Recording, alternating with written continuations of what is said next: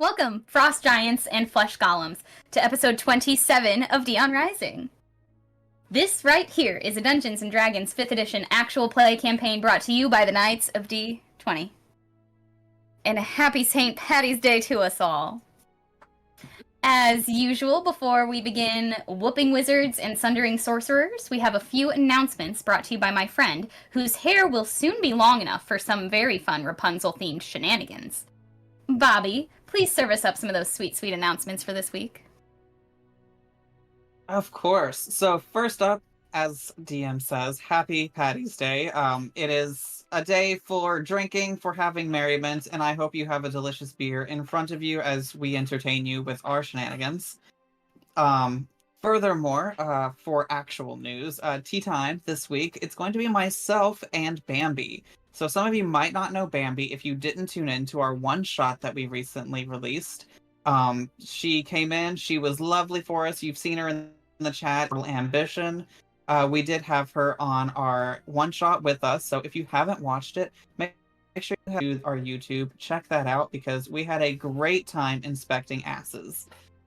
On top of that, last time the princes were close to a good amount of followers. That I'm having a blonde moment and I can't think of the word I'm looking for. A landmark? I don't know. Milestone? Thank you. A milestone. As you can tell, I am a natural blonde. Close to a milestone. The princes asked for help and you came through. So I am going to do it once more. We are at 109 followers. And we'd love at least one more by tonight. It would mean the world to us to hit that 110 and then just keep going on past that. Realistically, though, that is all of my announcements this week. We don't have a whole lot going on. Nothing too crazy outside of our one shot that if you missed it, go find it. Back to you, Dungeon Mother. Thank you, Bobby.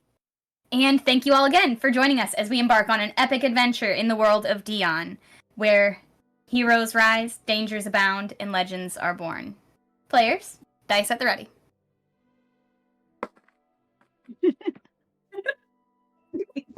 Always with the shenanigans.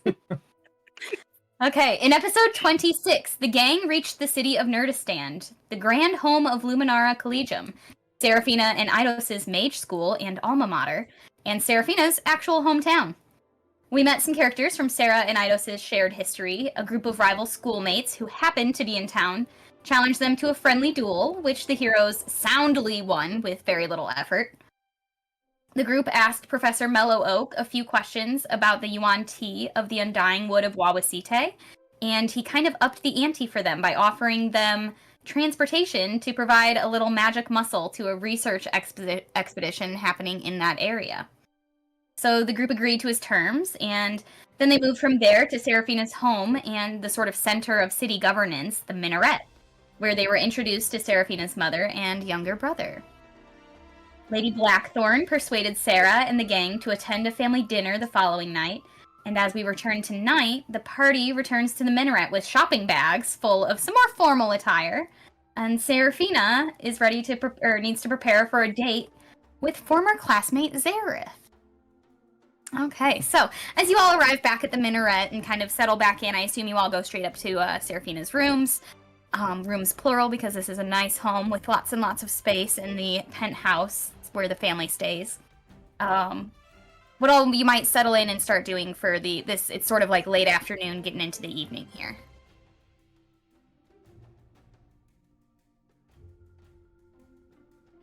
When... So I will...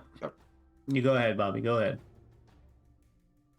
I will study my Evergreen Tome for a bit until Seraphina's date, in which case I will sneak out to observe. Are you going to inform anybody of that plan? To go spy? Do a little watching? I don't think I would be keeping it a secret, no. I wouldn't be surprised if Seraphina knows that that's my plan. Are you ready to go on a date, Bobby?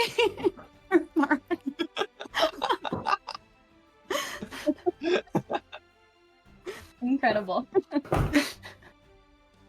Okay, so you're all hanging out watching those two do their thing, get ready, read a book. What's everybody else up to? Killian will go to his room and look over the scroll of the glyph of demon warning that Sylvie gave him, and kind of contemplate a little bit about the fact that his older brother Julian was the one that contracted her to make these wards in the Oran Empire. I believe that's where they were contracted to. So if he's able to, he definitely wants to spend quite a bit of time, maybe even learning how to use this magic himself without requiring the scroll. And if that takes a long time, he's all for it. Okay, great. So I'll just kind of mark that as something that you're going to be working on for a while. And I'll keep track of that. Bula's gonna go down to the kitchens and she is going to just kind of hover a little bit, and see if there's any snacks she can kind of swipe, or, Yeah. she's just being helpful, Yeah. It's but testing. Yeah. yeah. But she So also let me ask. So there's going to be two sort of kitchen situations in this building. There's like the family's private, smaller kitchen upstairs, like in the actual penthouse, and then there's more of like a commercial kitchen for like the people who actually work in this building, like government employees and the mages and the like. So which one do you think you're going to be hanging out in? The personal kitchen upstairs or the more like commercial lunch type kitchen downstairs? Just out of curiosity. the bigger one that's cooking for more people, so that there's more things going on. Certainly. Okay, great. And You'll fit right in there. around. Right. She does also, though, know that Marway is gonna try to sneak out and get some entertainment. So she's gonna try to dissuade him. I don't know, Marway. I mean, like, have you even asked her, like, maybe she doesn't want you just, like, peeping on her like a, I don't know, a creeper peeper. I mean, ask her if it's okay, maybe? I mean, if you think that it would be an issue, I'd definitely ask her, but it would be a great way for me to research this, I think you call it the romance. I will say, though, that your definition of research might be somebody else's definition of stalking. Just saying. Really understand the difference on that, but I'll take your word for it for sure. Just maybe just ask. I feel like. Okay. And with that, he's gonna close the book and immediately just head to Seraphina's room.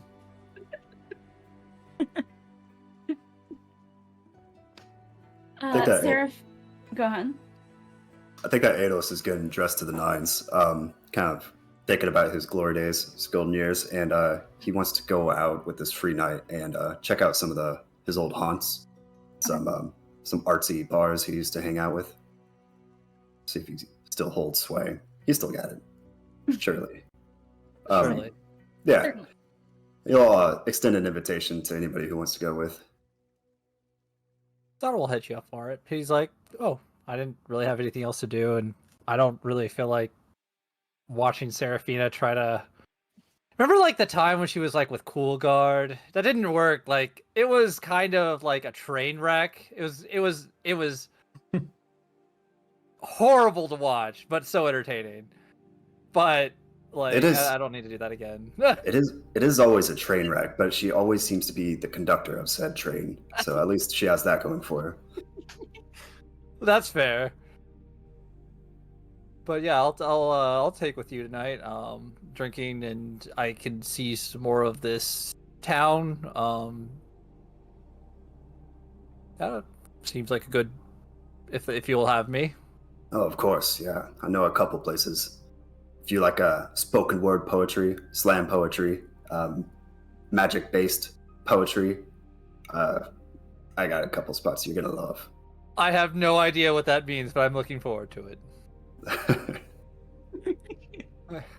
Well, go upstairs and put on something black. We'll head out as soon as the sun sets. I mean, I could literally just not wear anything. I'm basically black. Yeah, this is still civilized society, so you might want to wear something, or else we'll spend the night in the cells instead. I'll ask Seraphina if she has like anything that her brother or something. It's just like a giant black robe, I guess. Give him a Maybe some toga. pants. Like you know, I could just get some tight pants and then like a really fluffy shirt or something. Ooh, yes. Somebody's been reading the magazines. Cedric does eventually come home from classes and like come straight to Seraphina's room to keep catching up and chit-chatting, and you're welcome to ask him to go find you something like a set of like mage robes. He is a mage, so he could find you something with enough volume that it would fit you normally. 6'7". Yeah. Yeah, I'll ask her like, you have anything like? I guess I'm supposed to be wearing something black. I am mostly black, but I just need to. I guess I'm going out to do some slam poetry, or no, participating in watching some slam poetry. Is that what he said? I'm not sure what that is. Eidos, you're getting him, aren't you? That's funny. I want to see that. I'm gonna come with you. And he's like, yeah, I got you. And he goes upstairs and grabs his robes, and he's like, I'm coming with you, Eidos. Is that cool? Yeah, absolutely. I don't think I'm getting them though. This is not one of your sports bars that you like to go to. This is a place where art happens. Well, I mean, at least they had poetry when I was going, but it wasn't that long ago. I'm sure they still have it. Oh man, I'm sure that's still cool with some crowds. I'd like to see it's it. Very, very cool. Art is cool. But he sits and just kind of chit-chats with everybody as you all get ready, and eventually Seraphina, the time comes, and your family's sort of steward comes up and knocks on the door and says, Lady Seraphina, you have a guest at the front. Oh my gosh, Seraphina is just like rushing around everywhere, and you see her, she has like clothes all over her room because she's trying on all her outfits to try to find the right outfit for her date tonight. Okay, I imagine... I'm gonna ask you to roll roll persuasion as you try and find the best outfit. Or sleight of hand as you just try and make yourself as cute as you could possibly feel. I'm gonna do persuasion. I imagine that Seraphina has had a crush on Xerath. That's the name, right? Yeah. Real big crush. A big crush on what's his name. Pretty on point for her. Yeah. Yeah, I imagine she's had a crush on Xerath for a really long time, so she wants to wear something real that's going to make him like, I don't know how to describe it. Like make him see like what he's been missing all this time.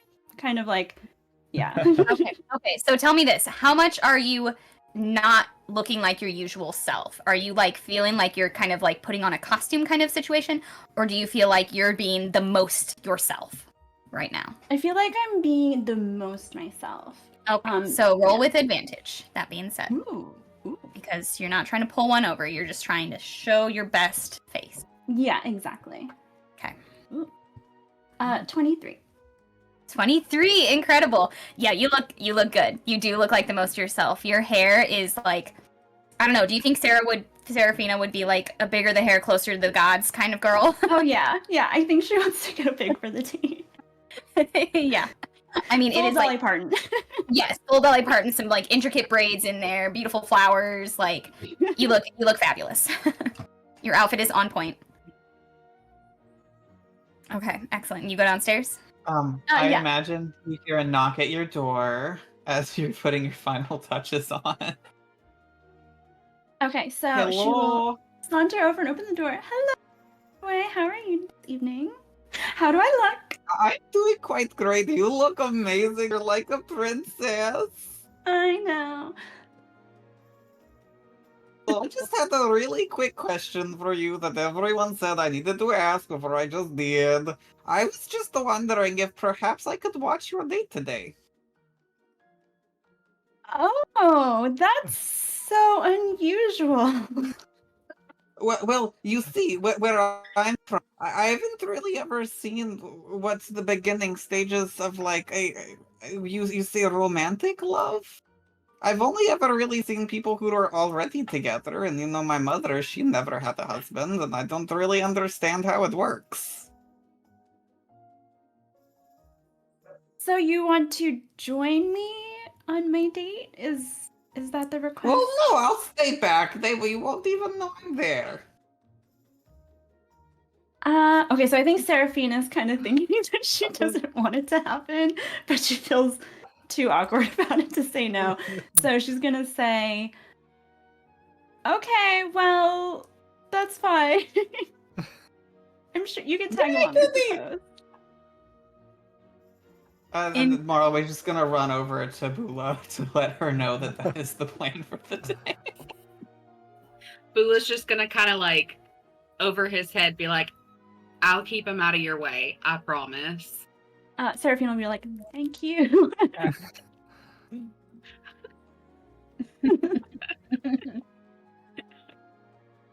Okay.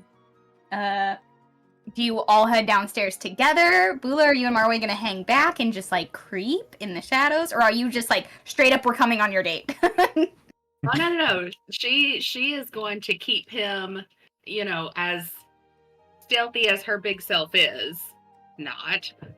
Well, She's gonna I try just to keep covered it him. that she won't even know this. So we're going to cast Pass Without Trace on us. Yes. So she's gonna hold Marway at the top of the stairs while Seraphina goes down. So we can see. We've got a vantage point. Okay.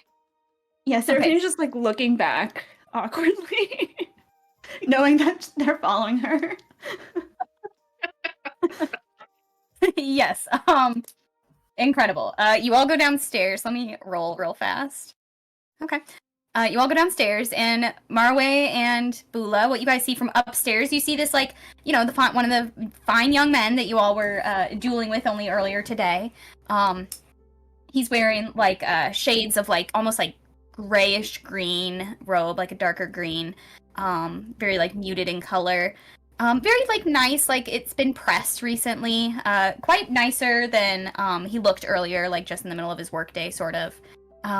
And you watch Seraphina approach him, and he gives her a smile. He's kind of like chit-chatting with one of the mages that works in the tower who was just like leaving for the night.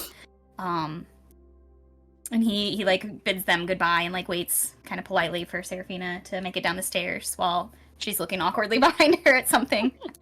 But he only seems to have eyes for her at this moment. That is adorable. She will approach and say, "Oh, don't you look lovely tonight? Are you ready to go?" I am, thank you. Let's. And he like kind of awkwardly like doesn't know how to approach the situation, but offers you an arm and leads you outside with your two shadows following silently behind. Go ahead, you two, and roll a stealth, just generally. Yeah. Does he notice that they're there? So I did roll for it, and he rolled a 3. So they would have to do worse than a 3 with their plus 10 of Pass Without a Trace. So I assume with the 10, I got a 29. Okay. With that 10, I got a 17. Okay, incredible. Yeah, you guys are a shadow. You almost like look like their shadows, being just two people with Pass Without a Trace cast on you, like floating along the wall behind them. Okay. Actively taking notes as we walk. Has arm in arm. Do you think you guys are staying close enough to like hear their chit chat? I think that's up to Bula. I would stay as far as she says is appropriate. I'm gonna try to keep him. I mean, we could barely hear it, I guess. Okay. I mean, Okay. So you can hear like when their voices kind of rise. Yeah. Maybe not everything. Okay, gotcha. Fabulous. So you hear him, like, in his nervousness, he's being a little bit louder in the first bit of this conversation. He hasn't, like, settled into comfort yet. But he's explaining to Seraphina, he tells you, so I thought we could go to the Cat and the Spider. I used to go there, a lot back in school. I know Sylvie liked it, too. It's just kind of like, I don't know, they've got, like, a really cool amount of different kinds of, like, beers and ales. I guess I should have asked, what do you like to eat and drink? this place is a little bit more casual. I maybe should take you somewhere nicer, but I figured maybe you'd want something a little different than your normal beat. Oh, perfect. I will definitely try your beers and ales. I've never been there before.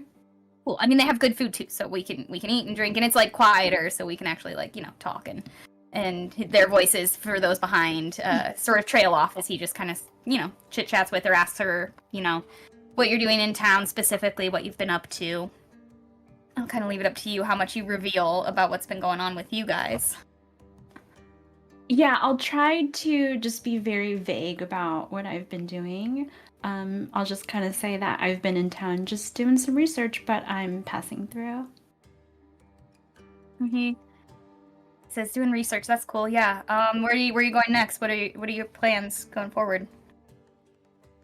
I'm not quite sure yet. I guess that'll depend on what I find while I'm here. What about you? What have you been doing in town? Oh shit. I mean, sorry, I didn't see your lady. It's sort of a long story. It's not like a great story of why I'm in town. Do you really want to hear it right away? Yeah, of course. All right. Well, so I should actually be in the jungle right now.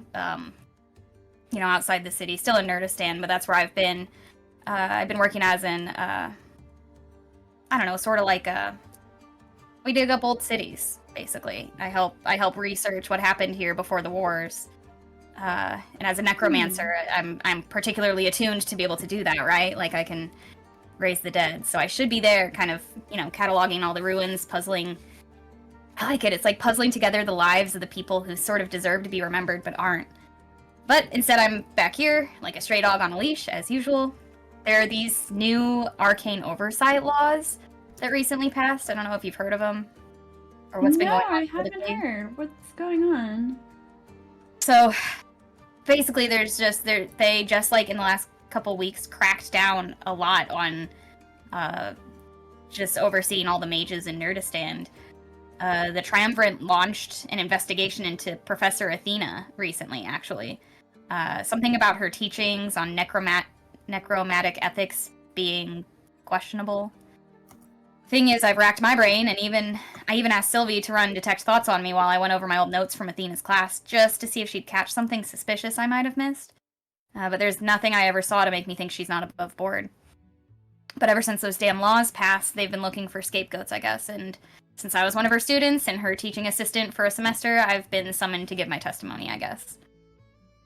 I intend to tell them the truth, obviously. I don't know anything. But I remember her as a brilliant and meticulous teacher, and absolutely undeserving of whatever this witch hunt is, but whether they'll listen, I guess that's a different story. So like I said, kind of a boring and not so fun reason to be in town, unfortunately. Yeah, what are the accusations against her, exactly? I don't know yet. I'm due to go in tomorrow to start talking to people. Oh, that's terrible. Are you in any danger?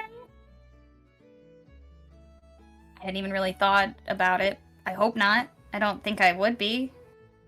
But, I mean, considering the way the laws are written, they're very vague, so I think anybody who's a mage could be. What exactly are they overseeing? What is the arcane oversight? What are they looking for? Roll a history check. Okay.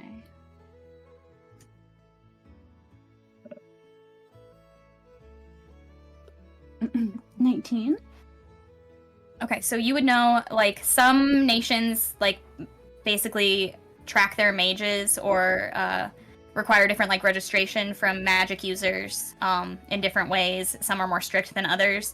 Nurdistand has, like, always been, like, a very magic-forward place to live. Especially, since Luminara is such a big place where people come from all over the world to train, if they have any kind of magical talent. And so, it's weird that Nurdistand would, in the first place, or that Arendril would at all enact any sort of arcane oversight laws, which are essentially what that is, just more ways to track and make sure that magic users are doing what the government would want.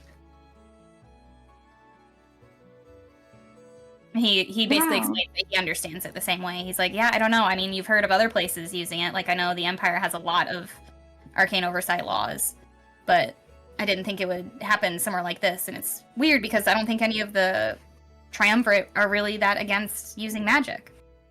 So, I don't know. It's strange. I guess I'll tell you more after I meet with some people tomorrow if they give anything away. Yeah, definitely. I should ask my parents about that. That sounds really strange. Yeah, I agree. But while I'm here, I mean, I might as well do something decent with the trip I had to make. So I'm glad that you were available to come out tonight. That's pretty cool. Thank you for saying yes. I know, we didn't have much time to actually hang out back in school, but this is cool to catch up. Yeah, I'm surprised you asked me out. Surprised? Are you really? Well, yeah, I wasn't really sure how you felt about me or how you felt about Eidos. I don't think he was very happy that I came out tonight. Is he like? You guys weren't ever like a thing. You guys aren't a thing, are you? No, but I felt like you guys had some weird thing going on. Well, we're both from Bravos, and I'm sure you know that we aren't exactly from the same. We're even from the same city, but I don't think we ever would have crossed paths. We kind of grew up in different circles, when I first arrived in Nurdistand, I spent the better part of a week just kind of staring at the minaret. Not because of, like, the magic, though, yes, of course, that's impressive, but because I couldn't wrap my head around the sheer excess of it. The tower built so high, so big, on a rock, just in total defiance of the ocean smashing into it day and night, just to house those who already have everything. Meanwhile, back in Bravos, I watched people sell their own teeth for a meal, right? It's different. Me and Eidos were never really gonna see eye to eye on a lot of things, I think. But the Oran Empire taught me early, if you're born at the bottom, they expect you to stay there. Work hard, maybe you'll die slightly less miserable than your parents. But escape, no, that's a crime worse than theft. I guess Eidos and I, we both did, though. But the moment someone like me proves the system isn't unshakable, the whole damn thing looks weaker, right? So Luminara was like my gamble, my way out. I studied like my life depended on it. And in a way it kind of did, I think.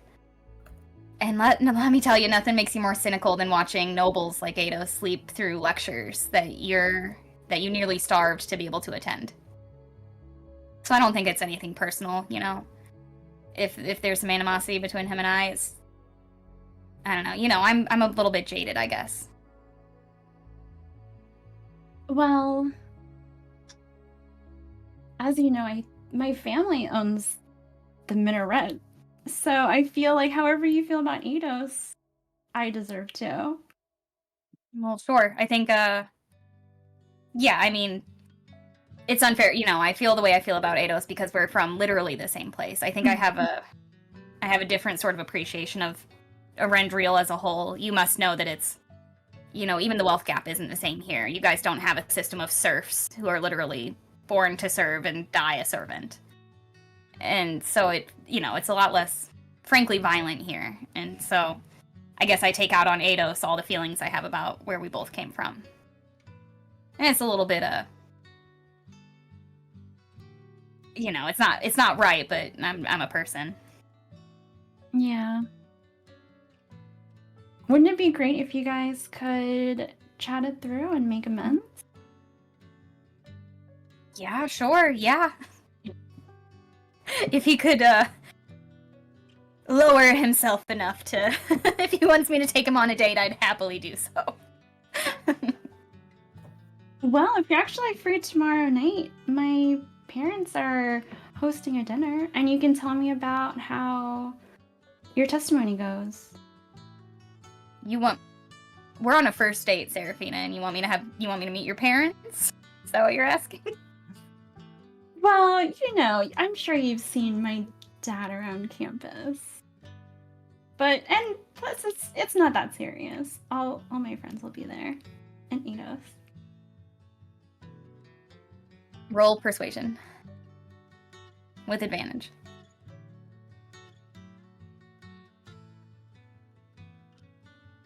because you look so pretty.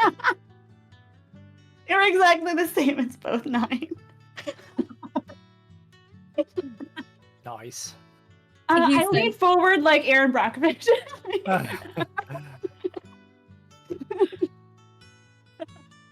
It almost helps. He says, can I think about it for a while and let you know? Is that okay? I'm not good at, like, politeness. You know, I don't know. I think I'll embarrass you a little bit, if I'm honest. No, not at all. Not at all. Take your time. Okay. And you guys continue on. I think... Sorry, go ahead, Bula. Bula's gonna lean down to Maraway and say, know if this is the most successful display of romantic love.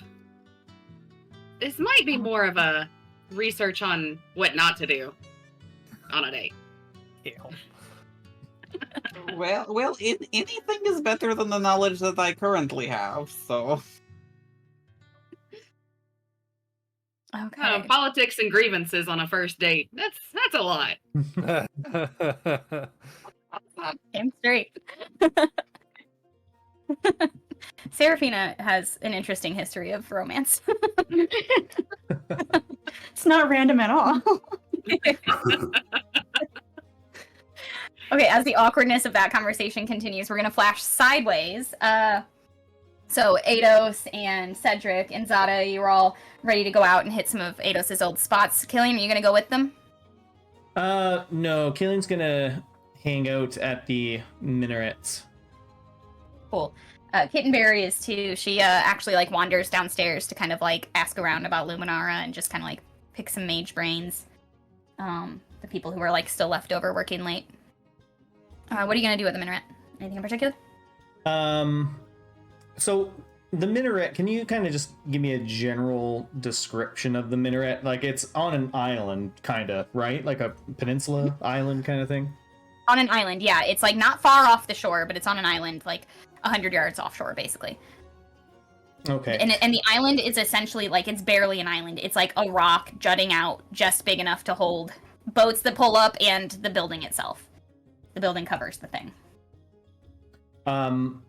Yeah, Killian will, after studying the glyph and probably absorbing as much as his brain can for the night, he'll probably tag along with Kittenberry there and just kind of see what she's getting into. Oh, okay. Yeah, she finds herself in, let me think. She goes down to just the Chamber of the Arcane. She's like, yeah, I'll start there. And she ends up talking to this, like, arcane legislator, just, like, about, I mean, like, pretty boring laws about magic and, like, how Nurdistan runs things. She knows quite a bit about different places and how the laws and culture works because she traveled so much with her family. So she finds herself, like, constantly talking to diplomatic people and people who travel and ambassadors about that kind of stuff and kind of finds it fascinating. So you find yourself in a pretty boring political, legal discussion.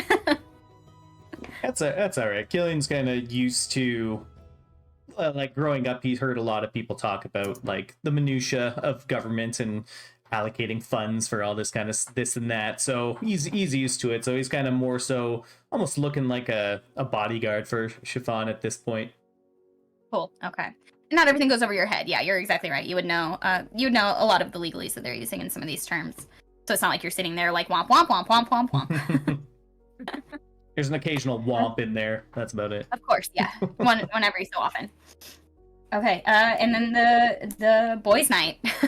Where, Eidos, do you have a particular place you have in mind? Because if not, I have some ready for you. Oh, I certainly do. No. Do you have one? I sure do. Yeah. So I think your favorite places used to be, there was one spot called the Upset City. And it's typically like they do like sort of an open mic sort of kind of night where people can go in and musicians or storytellers or artists can go in and sort of present their stuff. You like it because like just as often as like vocal artists or musicians, you get people who like literally get up on stage and like paint for the crowd, like different kinds of art, or like weavers going up and weaving and kind of like teaching the patrons like how to weave or do their sort of craft. So you got that option. You could go to the Thundering Buffalo, which is it's a little bit more like low key. It's like a smoky bar, like cigars and pipes are being smoked. Lots of like low plush couches. Very like quiet music playing, like 3 different bars, all with only like craft cocktails, basically. Quite like we would call it hipster, I think, in this day and age. And then you've also got the Lying Lobster, which is just like a fucking hoot. Like that's where you go at 2 a.m. when everything else closes, and it's like wood floors, wood walls, wood ceilings, wood everything. Everything's a little sticky. All the bar stools are broken. And it's where you go to end the night typically, but it's fun. We will be bar hopping, and that will be the last place we go. But nothing like starting a night of debauchery than getting the creative juices flowing. So yeah, we're gonna go to the first one. Okay, so you guys head to the Upset City. Yeah, and a hell of a trio you make. You walk in and you're pretty an interesting group of people. Cedric actually like recognizes a couple people and immediately like walks away like, hey, yo, I didn't know you guys would be here, whatever, like does his thing because he's a townie and knows everybody around and everybody knows him. But yeah, you guys, do you Zada, are you gonna drink tonight, or are you observing? I'll drink, of course. It's a good time to drink. Always a good time to drink. Excellent. Good time to drink, yeah. Cedric like spends 10 minutes with them and then comes back with a handful of like 6 shots, so 2 for each of y'all, and is like, let's go, let's get it started, and starts throwing them back. The second one, he like casts a little like fire spell and like lights his shot on fire and does the same to both of yours. Bottoms up. Bottoms up, cheers, and slams it again. Both of you go ahead and roll a Constitution check if you both slam both of the shots back to back. Yeah. Oh yeah. That's a 19, so that's 21. Okay. Wow. I got 12. The first one always tastes like gasoline. Okay. You're both, neither of you immediately like gag and lose your stomach over the first 2 shots of alcohol. But Eidos, like, you immediately, like, you feel the flush of it hit ya. And yeah, you settle in. It's like it's like a beatnik bar, so there's small like round tables that you can sit at. Up on stage, there's a woman currently like she's like speaking. She's telling this like spoken word story while she fixes a grand like clock, like a grandfather clock. And she's like behind it and working on it and telling this like intricate story about this like fair maiden of like who got lost in the sea, and going on and on during this, like telling this like really beautiful tale while fixing a clock. I think Eidos will annoyingly lean over to Zada and say, "Oh, this is beautiful. It's multimedia spoken word poetry. She's a genius." I mean, I can kind of understand where we come from to pass the time when we're like leatherworking and stuff like that, or the carving animals. We'll usually talk about tales of folklore, stuff like that. Talking, I guess this is kind of like a similar vibe, just like working. I'm guessing this is like kind of like she would be talking to the people around her that are also working, so they can kind of like camaraderie and stuff like that. Is that the whole point of this? I mean, that's one point. It's multifaceted. You see layers on layers on layers. It depends on how deep you dive. And I think that Eidos like keeps talking just hipster, artsy garbage, just the whole like making up stuff. You ever watch a movie with somebody who really wants to show you like a very, very elevated artsy movie and explain it to you? He's that guy. Incredible. It's just like Get your vegetables film. Yeah. Let me roll real fast. Cedric rolled a 10. He thinks that you are the smartest guy he's ever met. He 100%. He's like, man, I wish he was my big brother. Like, I wish I had a brother. He's like, I wish I had even his depth. Like, he is so like leaned in, and he like thinks this artist, because you're saying all these things, is the artist. He's like, man, I need to tell my friends about her. Like, I saw her first. This is great. Yeah, and you guys have some fun there. Back at date night, yeah, things continue. Is there anything in particular, any conversation that Seraphina would be steering the conversation to as you guys, you get to it's like very low key, like he said. It's a very it's almost like a craft beer sort of brewery / pub. But they have like all these really good, like almost German type foods, like these like hard breads and really like particularly pungent cheeses and lots of like good, like hearty filling food. Yeah, when I get a whole spread of mustard. The mustard flight, yes. They bring it out on like this long wooden board. Yeah. I think I'll ask him about how close he is with the other Mean Girl squad, with Sylvie and oh my gosh, can I remember their names? Irrelevant what their names are. You got Mornis and Vial are the other two. Yeah. He's like, I mean, we haven't talked like honestly since graduation, and it is like a weird coincidence that they were all here, but I guess the other guys weren't here either. That they had like other friends besides just the four of them. And he's like, yeah, I mean, I'm not surprised that Vial is still here. She's from here, family's from here. Some people just like never leave their hometown. Yeah, that's unfortunate. So then I'll probably ask him a little bit more about Provost and maybe just about him growing up a little bit more. Okay. He goes. Let me roll real fast. Okay. He doesn't love to talk about it. It's like a pretty gross way to live when you're a poor person in Provost. Like he doesn't want to go into details and make you sad or freak you out. But he had like especially for a drow, he had a weird amount of siblings. Or is he he's a tiefling, sorry. He had a strange amount of siblings, lots and lots of kids in his family, so lots of mouths to feed. He was one of the older ones, so he was working pretty much since he was like able to walk around on his own, finding odd jobs around the city, trying to keep mouths fed. He talks about how they didn't have it like quite so bad. At least they had like a house that they were able to rent, a little bit of property. They didn't own it, but it was more than a lot of people had. He talks about that his parents worked for like a medium awful family.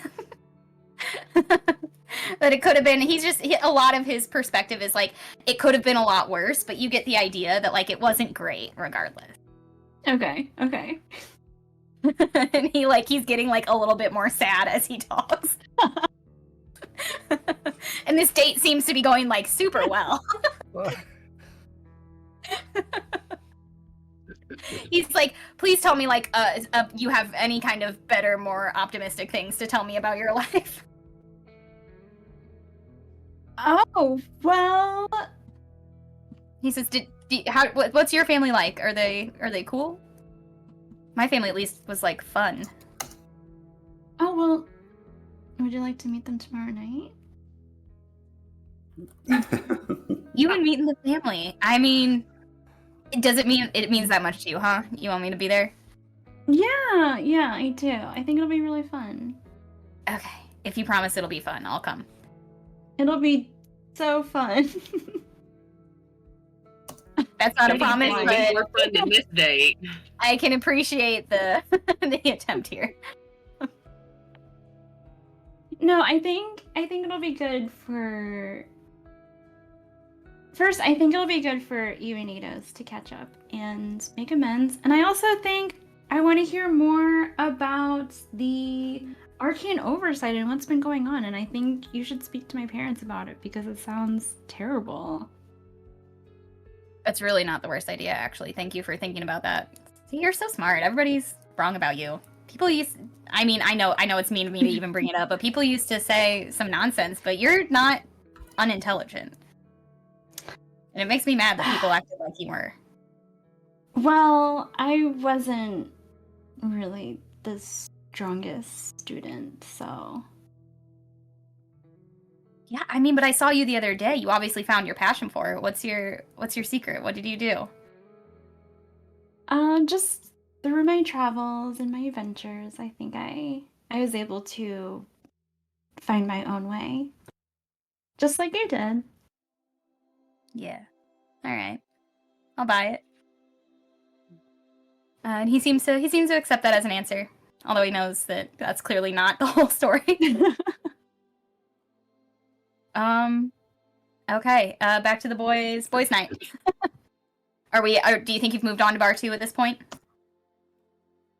Yeah, I think that Eidos definitely tries to push Zada to speak about his culture on stage before they leave. Do we need a contested persuasion roll here? Oh. Or is Zada gonna go for it? Oh, hell no. I'll say you're allowed to not be persuaded either. Yeah. Zada's like, my culture is a lot different than here. I don't know if that would... From what you guys have told me, it's not great. The way I lived, well, I mean, I loved it. It was fantastic for me, but a lot of people may not, like me spewing on about, the circle of life and Ere and, how it's okay to kill people and stuff like that. Probably not a mood lifter. Not about moods, but a melting pot of ideas here. I think it would be perfect if you wanted to share, but I understand if you don't, and I won't push you. Do you really want me to, though? Is that, like, something you really want me to do? I'm looking at Dane. I mean, I think that would be beneficial for everybody to hear your story. It's rare that places like Nurdistand get characters such as you, and especially from other cultures. So certainly be good for them, but I'm not gonna push. If you're too scared, I understand. Scared? No. I was taking on other people's ideas or their thoughts, but I'm not scared to talk about my people. I'm very proud of them. But yeah, sure, I can go up, and I'll just go to the bartender and be like, I'll talk. Want to know about Little culture? Let's go.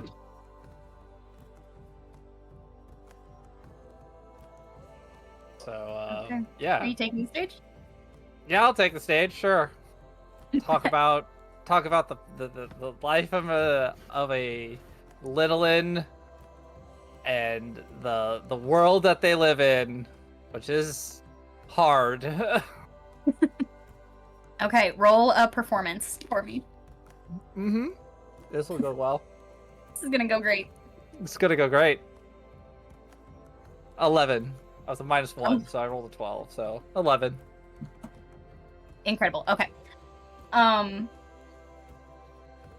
think that, as you say, like, the life of Lilianen is hard, and you are telling you're telling the story about this one particular hunt you took part in, where one of your tribe mates' legs got cut so deeply and so badly that they bled out as you tried to get them back home. And all at the same time, the animal that you all had been hunting was hunting you and trying to pick you off one by one as you were trying to escape. And it is a dark and difficult story to listen to, and I think people cry, not in a good way. Not in, like, a self-discovery, wow, Right. this is so deep kind of way. It's just like, why is he telling us this? Yeah, and I'll incorporate some, like, folklore, which is just some, like, dark-ass folklore, like the original stuff from, like, Kids' Tales into it. And just be like, this is how we live. Yes. I think Eidos has no filter for subject matter, and he's just eating it up. This is art. It's really just the lighting, I think, that's important to Eidos. Okay, and then back at the minaret. At one point, Killian, you and Kittenberry heard this, like, massive, from, like, one floor up, you hear this huge, like, boom, boom, boom, like these big, like, almost explosion level booms. And I think you would both, like, look at each other and go, like, running up as just, like, adventurers and people who are often running into danger. running, but very casually running, just like a little brisk walk, so we don't draw too much attention. Cool.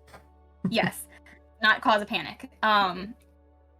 You go up, and at this point, you pass through the Chamber of Civic Affairs, which is on the 4th floor. And everybody who was there during the day has gone home. Like, it's pretty much just like a closed office now. And then you go up to the 5th floor, the Arcane Laboratories. And you see this like little halfling man, and his like hair is like blown straight back from his head. It looks like maybe it was curly at some point. Like, you can see he has like a very curly mustache, a curly beard, but his hair has been blown back with such force that it is now straight, pointed straight back off of his head. He's got like, he looks like maybe he was like dusty, dirty from work, but it has all been blown away. Like, he's too clean, and the whole everything in this like laboratory has been just like thrown against the walls, and he's like sitting there on his butt, and he's like, assistants, come, help me. And he gets up and he runs back into the middle of the room, and he takes out a piece of chalk and starts like redrawing this like arcane sigil on the ground. Do you resist, or do you jump in and help? He's like insisting. He's like putting chalk in your hand, like, come in, draw a line there, draw a circle there, and like giving you directions. Yeah, Killen will just kind of hop in, and he's rather curious about what's going on here. Okay, Kittenberry does as well, and you both start helping this halfling, just drawing this like massive, crazy arcane sigil on the floor of this laboratory, as that has been very recently destroyed by an explosion. And we'll come back to you. Back to the date one last time. Seraphina, any for this sort of act 3 of your date? You guys have eaten, you've chit-chatted. Anything else you want to accomplish while you're with him? Yeah, I'll ask more about the jungle and what they're looking for, and kind of see how long he's going to be in the area. Yeah, he says, he tells you a lot about how he got into anthropology, that there's not like really a lot of very like rewarding career paths for a necromancer, that back when he was in school he had like toyed with the idea of being like a detective, and like trying to help solve violent crimes. That's like one of the main ways people use necromancy in like a good way, but he doesn't like cops, so he's like, no, that wasn't for me. And then I ended up like falling in with the anthropology department, and I loved it. It was fun to like learn about history. So he starts talking about that stuff with you. What was your second question? About how long he'll be in the area? Because he said the jungle is kind of outside of the city. Oh, it's in Nurdistand. Yeah, it's outside the city. It's like kind of like he asks you like which route you took up from what was the last city you were just in? I'm blanking on the name. The Athenian... Ozoled, sorry. Yeah. And he tells you, like, oh, he had worked in that jungle before, and currently he's a little bit further north from, like, the path you took, but lots of Nurdistand is really just jungle. Anywhere that's not, like, an established city is pretty much, like, wild jungle. And there's, like, a good amount of old ruins from before the Dionic Wars, so he regales you with some of the stuff he's found and some of the stuff they've been able to learn from finding like particularly like well-preserved bodies in more swampy areas, about the wars and the cities that used to be there, or even cities that fell after the wars were over and just in more recent times. And he says, like, I don't really ever intend to do this anywhere else. I like Nurdistand enough, it feels safe, although now I guess with these laws, I guess I'll know tomorrow if that's gonna stay true. But I like it enough. Yeah, I'm definitely curious to hear more. Seraphina will just bat her eyelashes and listen to him tell stories. Roll a persuasion for seduction. 23. 23. Yeah. You interest him as much as he doesn't like talking about himself. So he asks you as many questions as you ask him. He wants to know where you've been recently, like what kind of cool places you've been to. He asks if you've ever been to the his continent, the northwestern continent, or if you've been outside the middle continent at all, where you've been traveling. He asks you all that good stuff. Yeah, I'll just describe. I'll be very vague about where I've been. I'll tell him about my time in Ozoled, and I'll say that I did pass by Pravos, but I didn't get a chance to explore it much because I was just picking up Ados along the way, and then we have been on our adventures. And you can meet some of the friends I've made along the way tomorrow. Cool, good. He rolled a nat 1, so he's not gonna try and pry further. He's just gonna allow you to be this secretive and evasive about where you've been. I'm very good at batting my eyelashes. Very good, yes. He's just gonna assume you like a little mystery. Okay, back around to boys' night. At this point, sorry, go ahead. Oh, as they're like talking, I would imagine me and Bula are like at the table at the same restaurant, but like a bit away from them. The And I menu's think Classic. just sitting there with my notepad. Yes. And I think I just want to ask Bula, how do you know when you're in love? Oh, friend, you're asking the wrong person. You're gonna have to. I don't know. Maybe that's something that you should ask Seraphina, or Have you anybody never been else in but love me. before? Have I? No. I mean, if anyone in the material plane deserves it, you do. You're the best person I know. Well, love is not always something that is deserved or not. And who's got time for that, anyways? It's just gonna kind of like jot that down. Does it always change people when they fall in love? Well, the hope is that it changes them for the better. But You see, the Not other always. night when I saw Eidos talking to Jade, he was like a completely different person, and I wonder, it must be scary to fall in love if it makes you a different person. well, again, you are barking up the wrong tree on this one. But I don't know. I've seen people change for the better with love. Interesting. I will have to ask them. I will compare my notes with Seraphina after our date.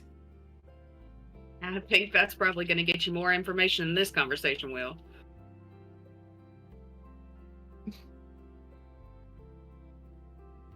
Okay. Looping around to boys' night at the third bar. What are the chances each of your characters, and I'll say for Cedric the chances are high, what are the odds that you would walk in and see a keg stand competition happening and not join at this point? 100% join. It seems like a Zada thing. I think Eidos is a little too refined for a keg stand. Yeah. But he'll hold up a leg. Cedric will help, and it will take both of you to help Zada do a keg stand. Although he is a monk, so he's surprisingly nimble for a big old guy. Okay, Zada, go ahead and roll a Constitution and an Athletics check, both. Ooh, all right. Yellow will be athletics. This one will be Constitution. All right. So for athletics, he got a 14, and for Constitution, he got a very, very dirty 20. Oh, the dirtiest 20. Filthy 20. Dirtiest 20. Filthy, dirty 20. Oh, Mm. okay. Incredible. You handily defeat at least a good chunk of the bar in here. The only person who's able to beat you with it is this like water genasi, and you're kind of like thinking like, she's cheating a little. She's literally made a liquid. But you have a blast, and yeah, anything in particular, Eidos, and you would get up to in this? This is, by all accounts, a dive bar. It is late at night. It is raucously loud. Like, when the music's not playing, the crowd is singing, like, sea shanties very drunkenly. 2 different sea shanties on either side. It's a lot.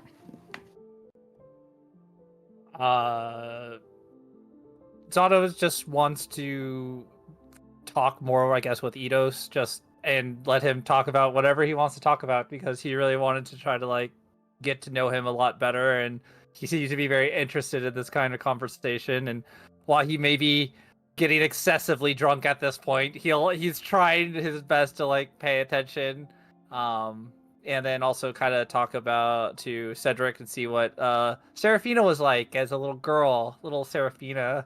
Get some information on her and what she did as a kid and what she was up to, because he doesn't know a lot about her, so he's gonna get some. Because the best way to know somebody is through their brothers and sisters, right? That's what they all say. Definitely. I mean, Cedric is gonna like not even hesitate. He'll start like telling like all the most embarrassing stories about Seraphina. He talks about like when she fell off her horse and scraped her leg, and she like limped so dramatically all the way home, and like even like was like limping back and forth across the boat to the minaret, just like wouldn't sit down, crying, and got home and was just started like screaming like, "I need ointment! Someone give me ointment!" And lots more stories like that, mostly about her. You do notice, actually roll insight, please. That'll be 11 for insight. Okay, excellent. You notice that a good amount of the stories are about Seraphina like not being able to keep up with her two siblings. In a variety of ways. It just seems that it's always about her falling behind or falling short. Okay. I'll kind of tell a couple of fun stories about Petunia and Go-Go, and the fight with like the Kraken, Cool Guard. Got to mention Cool Guard, and let's see, what else are fun stories that she He wants has. to know all about Coolguard. Yeah. That's so weird. No. Eidos definitely tells him about Coolguard at length. I like to think your explanation of Coolguard and Zada's are very different, and this place is loud enough that you're both telling the Coolguard story differently at the same time. And he's just like, what? Is this two different Coolguards? Because I like to think Zada's over here being like, oh yeah, and then he used his like sword and he threw it and it worked and it did this, and he's like talking about his like the fact that he became Coolguard by being cool during battle, and Eidos is like, and he's such a douchebag, and he it's an ironic name. He's actually the worst. They also did like go on a date, and it was just a train wreck. It was fantastic. I mean, horrible, but fantastic. But wonderful to watch. Man can't hold a conversation to save his life. So wait, what's his actual name? I need to look him up. I need to figure out what I can learn about him. It's cool. That's the thing. We don't know. We just call him Cool Guard, and that's all we know. Okay, I'll ask Seraphina what his name is, I guess. Oh, I always thought it was his last name, Coolguard. His last name's Cool Guard. I mean, it As could if be. his name was I've never- like John Coolguard. You thought that was his last name, Eidos? I don't know. I'm not from there. I don't know. We have a lot of Smiths. You know, people are named after their father's jobs, and maybe they just had a really cool great grandfather guard. I don't know. So I assumed it was Frederick Coolguard or something. I'm pretty sure his name isn't anything to do with Cool Guard, but I don't think we've actually actively tried to ask what his name was. I thought that was like, I mean, he did some cool fighting stuff. That was about it. Yeah. He did guard the hell out of those snails. Yeah, there's the two flail snails. That was pretty good. I mean, since then though, we have gotten into some pretty big scraps. Did I mention we went to hell? It was quite exciting. Hey, Not tell what me you more would about be like. that. Talk about burying the lead. Give me more. Say more things. Yeah, and I guess he'll just tell him the exact story of what happened with that, but trying to leave out the artifact which they were trying to go there for, because everybody seems to be very not about that. So he's like, yeah, then we went there and got a general, and we made a deal with a demon, and it's been exciting. You made a deal with the devil in the hells. And Yeah. that's like pretty common. I don't know about where you're from, Zada. I don't know you that well, but from where I'm from, that's typically like not a cool idea to do. But I mean, you all know better than I do. I've never fought feral snails or gone to the hells, so I'm. Yeah, Do you guys? I mean- do you guys? Is one of your guys like? Is that guy we left back at the minaret? Is he a lawyer or something? Is he like a barrister? Did he read it over pretty well? He's like a paladin of area. He's got like his divine eye that's like his gift from his god or whatever. And So a paladin didn't stop you from signing the deal with the devil? no, he actually helped us sign. We have like Marway. Did you see the little satyr guy? He's like a prince from another realm, and he's like. He looked over the contract and made some like stipulations, so I feel like we're pretty good on that. And Bula can like she's really good at smashing things. She also has this like magical abilities that randomly happen, like lasers will come out of her chest, little like magical beans will appear. Yeah, like that. It's radiant. Okay. Yeah, so- I'll be asking for more of these stories tomorrow night at dinner because I want my mom and dad to hear this. Oh, yeah, of course. What is it like your ears are burning when people are talking shit about you? I imagine every member of the party's ears are actively on fire. I think it's very lucky that like cell phones don't exist because you know he would be sitting there like texting everyone. I think probably Seraphina like receives a message spell at one point of Cedric just laughing like maniacally. And that's the whole thing. I know what you've been doing. I'm on a date. Nothing's happened yet. You don't ever say that again. Hangs up. Okay, wow. Meanwhile, back at the minaret, at this point, shit has hit the fan, Killian and Kittenberry. You find yourself in this room with this halfling man, who you have learned is named Ronald Laughingsteel. And I need you to roll either dexterity or athletics as you try to help him catch and kill by breaking the necks of an unforeseen amount of invisible pigeons that are flying around the room. Okay. So like just this like straight dexterity. Yeah. Like Alright. you could do specifically sleight of hand if you wanted to, or an athletics. I'll do sleight of hand. Okay. Ooh, 23. 23. Okay. Yeah, you are uncomfortably good at finding, catching, and breaking the necks of invisible pigeons. Invisible, magically summoned pigeons. I don't want to do this. He says, but you're so good at it, and you're so helpful. as he also tries to catch them. Yeah, and as that's all happening, like, the rune on the floor is just glowing, and more invisible pigeons are being summoned into the room. And you feel them pecking at you, but you are catching them as fast as they are pecking at you. And we will end the night in this next round with Seraphina walking home from her date, Maraway and Bula not far behind. What are they witnessing, Seraphina, as you guys arrive back to the minaret? He's gonna kind of leave you at the docks rather than, you know, invite himself over this time of night. But what might Maraway be taking notes on? He kind of like lingers for a second, like before putting you on the boat. Well, I had a really good night. I guess I'll see you tomorrow, right? Here? Yeah, I'll be here for dinner. I had fun too. I'm glad we did this, even though I don't think I have ever said so many weird things on a date in my life. So thank you for not leaving halfway through. No, I loved hearing about everything.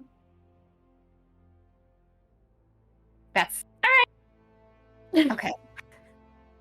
I'll see you tomorrow night. And she'll wink and get on the boat. He does not wink back. He does not know what to do with that. And You see him Bula like tells hands in Marway- pockets, like Do I? Bula tells Marway, yeah, I'd say very unsuccessful romance. I don't know. Look at them. They both appear to be relatively happy with themselves. You do, both of you roll a perception check.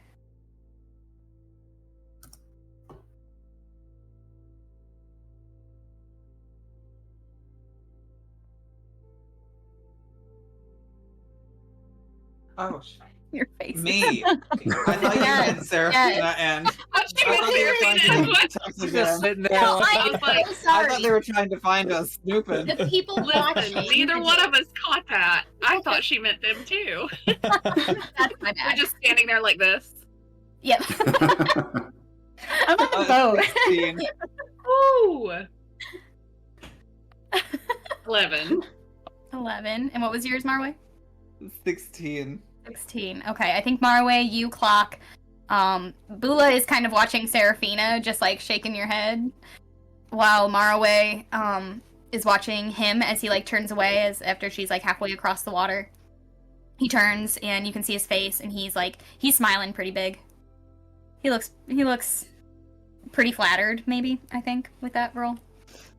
And he's like shaking his head. Look at the joy. And he walks away. Let me do one more perception check on his end. Nope, not high enough. He does not clock you guys. Creeping. You still have the menus from the restaurant.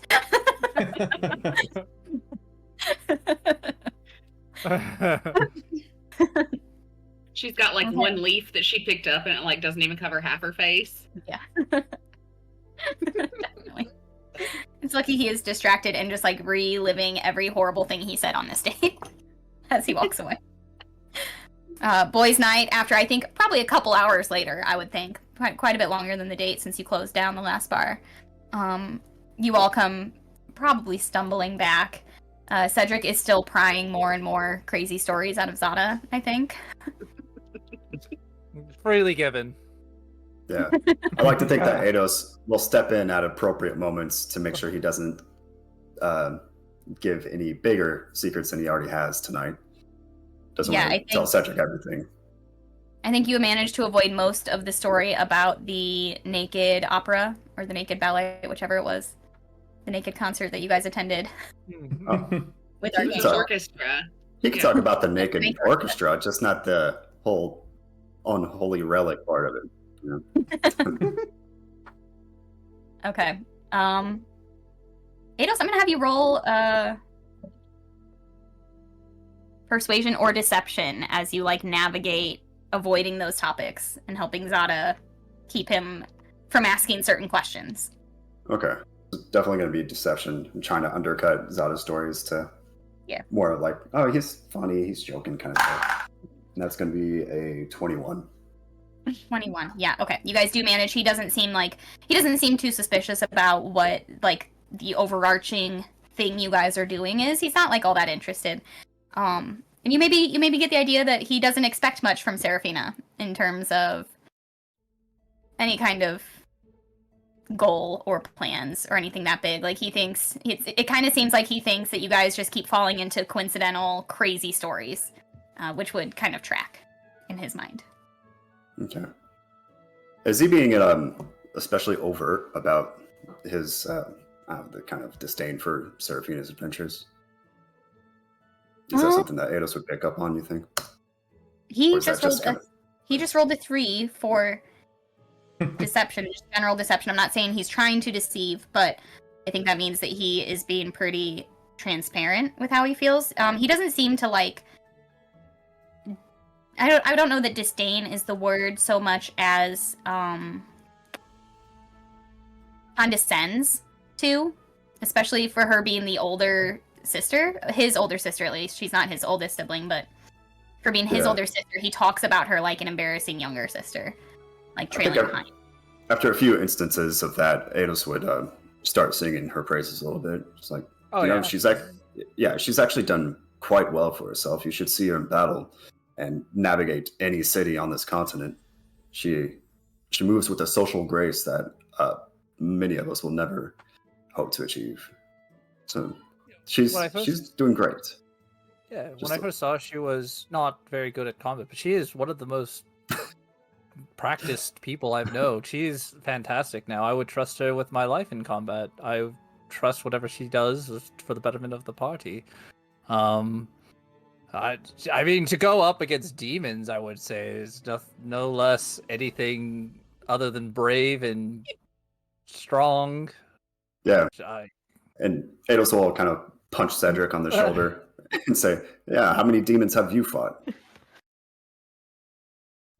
Yeah, I mean, I guess when you put it all that way, it's been a while since I spent much time with her, I guess, so.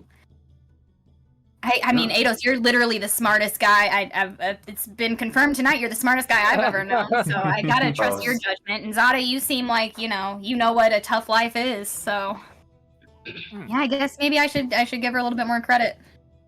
definitely, she could learn a lot. She may not have been what you considered at the time the best, but I think whatever she has done now has proved definitely she is more than capable of anything. And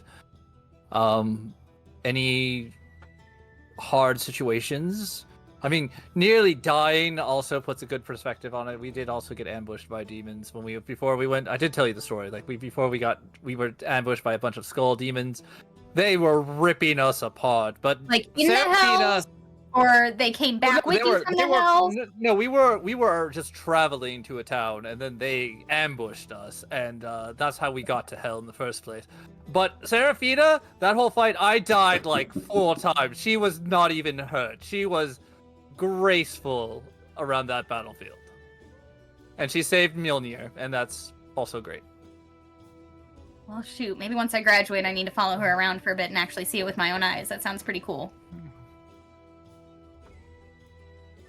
All right, I love you guys. Let's go home. Let's go back. I wish I had brothers. My sisters are cool and all, but brothers rock.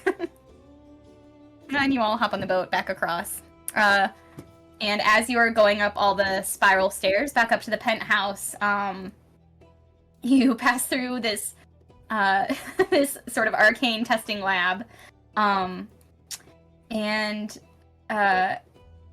you see what appears to be Killian standing at one end of the room. All the furniture has been moved against the walls.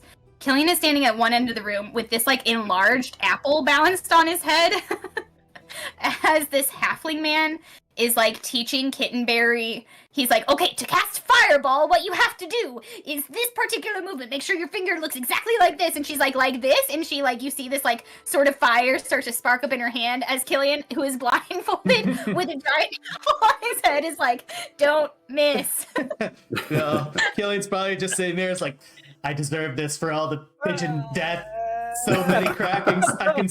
I can still hear the snaps. Cracking. Jesus. Yeah, what you guys cannot see is the dead bodies of 1,000 invisible pigeons and all the invisible pigeon blood all over the room, and Killian's hands are soaked in it. It was worse because they were invisible. I didn't know what I was snapping. I'm crying. Should we help him? Is he fine? Is he crying? I don't know. Killian's just gonna yell out. Killian's just gonna yell, "Get out of here!" Oh, sorry. I think Seraphina's upstairs like, yeah, you don't want to be down there right now.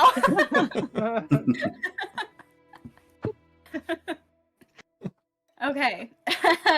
And the night's gonna come to a close. If anybody needs to have a night's end conversation or a nightcap with anybody, you're welcome to say so before you head off to bed. I think I will review my notes before bringing them to Seraphina. Gonna break down her date? So, Oh no. Same night. yeah, I need to go over it, and I need to listen to double check everything, and then tomorrow probably we could talk about it. Oof. Okay, excellent. Anybody else have anything in particular you need to do before bed?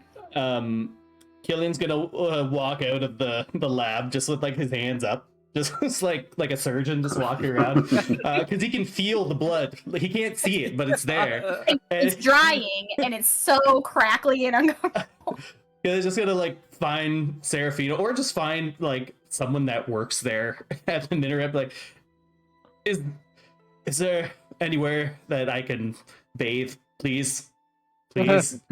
Yeah, second floor, back corner. Yeah, just Okay. go. Okay. You don't want to leave that on; it will start to burn. I like run down, just hands up like this the whole time. Kittenberry I wanted sees you all going upstairs and is like, "I learned a new trick. Good night."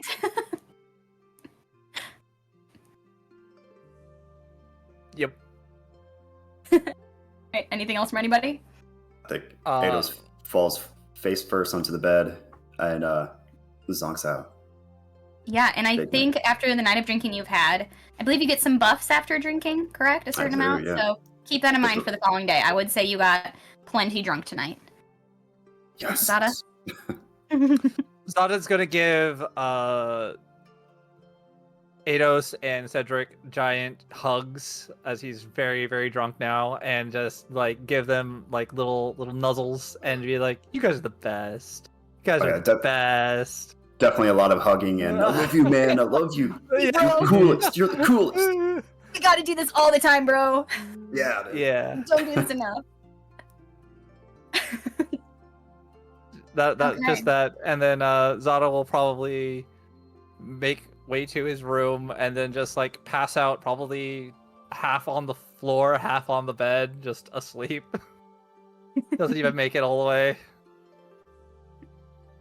Alrighty. And Seraphina, as you're taking off your makeup, taking your hair down out of its Dolly Parton hairstyle, anything in particular you're doing or thinking about? I was gonna check on Glitterbell, who's probably just been hiding in her room the whole time, and make sure she has enough food and water in her dish. Her little playpen. I picture, if you've ever seen Oliver and Company, the little cartoon movie where the I think it's like a poodle or something, her food is like this most amazing looking dog food, like wet dog food. That's what I picture on this beautiful silver tray platter thing. That's what I picture Glitterbell's dinner is always like. She's very spoiled. Only the finest. Okay, excellent. And as we close for the night, let's take a quick 10-minute break. So we will be back at about 45 past the hour, so quarter till. Stick around, we're going to run some ads. You know the drill. See you in a few minutes. Hey y'all, welcome back. Thank you for waiting around during the commercials, during the break, giving us some time to get drinks, get food, let our dogs go potty, chit-chat, all the things. Also, thank you. Big shout out to Matt Boozle for the hype train, for all the subs. That's so cool of you. Thank you very much to you, to all of our regulars who are here. I see you, F-Hound. I see you, Juanita Bonita Dorito. I see you, Mad Steph. I see you, Matt Boozle. I see you, News with Worthy, with Steven and Jerry. I see you, Dragon Slushy. Thank you all for being here. We love you all, and we appreciate you. So let's get back to it with all of our ridiculous shenanigans. So before we went to break, Seraphina had a hot date. Eidos and Zada and Seraphina's little brother Cedric had a hot boys' night. Bula and Maraway had a hot friend date spying on Seraphina's hot date. And Killian and Kittenberry stayed back at the Minaret where they had some hot, horrible experiences with one of the mages that works there. Let's just get right back into it then. So I think overnight, Marway and Bula, I think you two are probably sharing one of the guest rooms in this penthouse that Seraphina's family lives in. I think at one point in the night, Bula, you woke to Marway. You look over and there's the blankets are all thrown out from under the bed where he usually sleeps. Sir Lavender is sort of propped up in sort of a sitting position back to Marway, as you can hear sort of the clanging of his horns on the floor as he has a pretty violent dream, and he's sort of kicking, and little sparks of magic and things are going off. You can hear sort of the sobbing and gasping coming from him as this is happening. So I feel like this is escalating, and this is probably one of the worst that to actually wake her up. So this time she's gonna just slide off the bed and just lay down beside the bed. and just put one hand on him. She's not going to try to wake him up. She's not going to try to, do anything. She's going to make sure that Sir Lavender is still right there, hasn't been pushed too far away, and she's just going to bring her presence closer to him. Excellent. And I think, as per usual, whether it helps or not is unclear to you. I think, Marwa, you wake up with another point of exhaustion. Bula, I don't know if you would doze off down there, or if you feel you would also kind of stay awake and alert for the entirety of his dream. I mean, I think she can't help it. She's going to doze a little bit, but she's not going to be in a deep sleep. Right, okay. Waking up every so often to check on him. Okay, so I'll let you avoid a point of exhaustion since you are still resting, staying down low, staying quiet. Morning comes. Let's start. Dane, what are you going to do as you get up the next morning? Sun rises. You and Zada are usually the first up and about.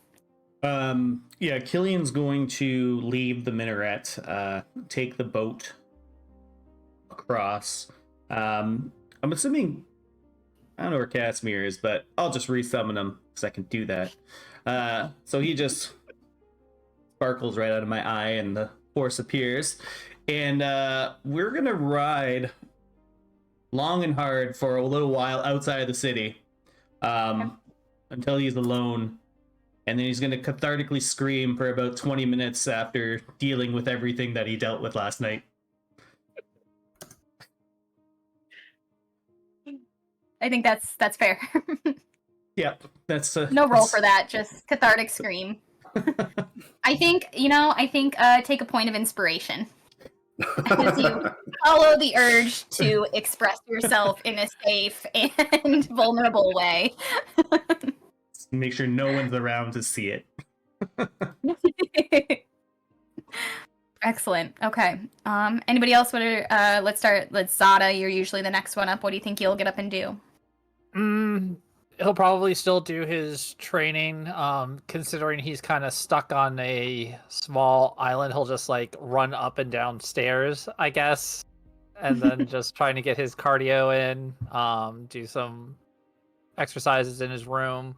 Try to see if I guess just anything interesting catches his eye. Probably go check on probably try to find Killian first because he usually sees him, but then he's out doing his thing, and then he'll go check up on Eidos, make sure he's okay, and then I guess also try to see if he can't wake up Seraphina and ask her how her night was. Okay. Yeah, I think Eidos, I think you probably have I think once or twice you've stayed here before, so you probably have sort of a designated guest room that is sort of yours, and it's pretty close to Seraphina's. So Zada, you get your workout in. You're welcome to knock on either door first. Eidos, you there, buddy? You okay? Yes, I'm here. Come in. And if you walk in, it's just kind of him sitting on the side of the bed with his head in his hands. I'm just trying to gather myself to go get some tea, try to kick some of this. Would you like to go? Usually helps me is a bath. Do you want to go get cleaned up, make warm water or cold water? It makes me usually feel a little bit better. Sada, this is a strange time to try this. I mean, it's just an offer. I mean, you don't have to. I'm just letting you know what works for me. And then he'll just kind of awkwardly look around and just say I don't. If you wanted to, I guess. If not, then I'm just gonna go see Seraphina. Bye. Yeah. Eidos will stand up and straighten his robes and head out and. Yeah, it's he's probably going to grab some tea from Seraphina's tea room and kind of wait for her to rouse and come in with Zada. Yep. Seraphina, are you asleep when you hear Zada knocking on the door? I'll be awake, and I'm in a very good mood from my really hot date last night. So I open up the door and I'm like, "Hey Zada, how's it going?" How was last night? It was good. I learned about culture, and I or may not have traumatized an entire group of people. But yeah, your brother is a very interesting kid. He's really pretty nice. We did hype you up a lot, so maybe he'll treat you a little bit Yeah. better. Yeah, of course. You're the best. He's insufferable. Thank you. He's a pretty good kid. He's just young. Nowhere near as good as you in terms of magic, though. Obviously. But Eidos said he wanted to get some tea, and I just wanted to see if you were okay, and if I just had to go out and break some guy's leg or not. Oh, wait, what guy's leg? The guy that you went to go on a date with, did he hurt you? Did he make you upset or anything? Do you need me to punch him in the face? I could do that. No, it was wonderful. You're gonna meet him tonight. You're gonna love him. Oh, all right, that's good. That's fantastic. Yeah. Because if he would have hurt you, he would be probably dead somewhere. No, Is the he tea wasn't there. Is the tea room within earshot? I think so, yeah. It's just down the hall. And I think Sada's probably still just like standing in the door in the Okay. hall. As soon as Seraphina says that, Eidos will just yell out, "What?" You and he comes with this little teacup and a saucer. You invited So him. angry with the prettiest teacup. It's clinking as he's shaking a bit. So you invited him to dinner? Yeah, it's gonna be good. You guys can have a chat. I think it'll be good for you guys A to smooth chat. things over. Yeah. Did- I think you did guys- talk? Does he want that? Was rude to me for 4 years. Yeah, he seemed open to it, and I mean, I think you have to see things from his perspective too, right? How he must feel Yes. about Yeah, us. certainly. Yeah, I mean, I guess. But I'd like to think if I was in his position, he says with his very expensive cup of tea, if I was in his position, I would try to maybe elevate myself and not act so base towards my fellow students. But I mean, a lot can happen in a couple of years. So maybe he's grown out of his bullyish ways and decided to join the rest of us adults at the big kids table. Okay. All right. I'm gonna pull Eidos aside, so I'm not just like talking in front of him. What? I'll be right back. I'm just gonna go take a bath, I guess. I was gonna do that earlier.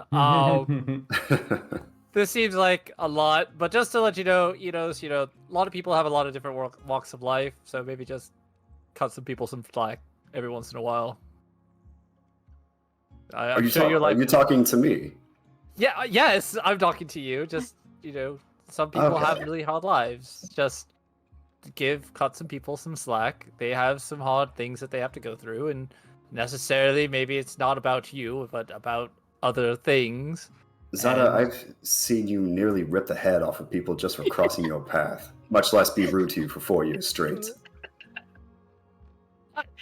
To be fair, those people are not nice people. Oh, so if they're not nice, then it is okay to rip their heads off. Yeah, Good. if they're like bad Oh my people, I'll gosh. definitely rip their heads off. But I'm just saying, like, you don't have to be exactly like. Have a good bath. Thank you. This is the door. Enjoy. Okay, so I'm gonna pull Eidos aside. I'll just I'll say, so you remember when you were talking with Jade? Yes. Did you ever feel embarrassed by your station? No, I don't think so. Do you feel embarrassed by your station? Not embarrassed, but you don't think our life differences make it hard for them? Don't you think that we should give him a chance? I gave him plenty of chances. He's the one who bullied me, remember? I came in here friendless and albeit rich, and he attacked me for it. So though I understand that there are just some disparities between my life and his, our upbringings are very, very different from each other. I don't think that anything that was outside of my control should have been used against me as a weapon. I wouldn't have done that to him. I didn't attack him for being poor. I didn't do anything to him. So I will give him a chance. I'm not above that. I'd like to think that I still have some class. But if he decides to be rude again, regardless of my station in life, then I will be rude back.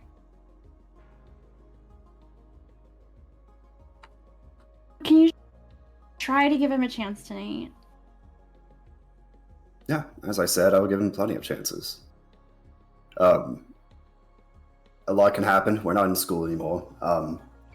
He seems to have done fairly well for himself. Maybe he's had some perspective on life. Yes, I will give him a chance. I will let bygones be bygones as long as he does the same. I think it'll go well tonight. I think it'll be good. Plus, I need to tell you, have you heard anything about this arcane oversight? No. No, I haven't.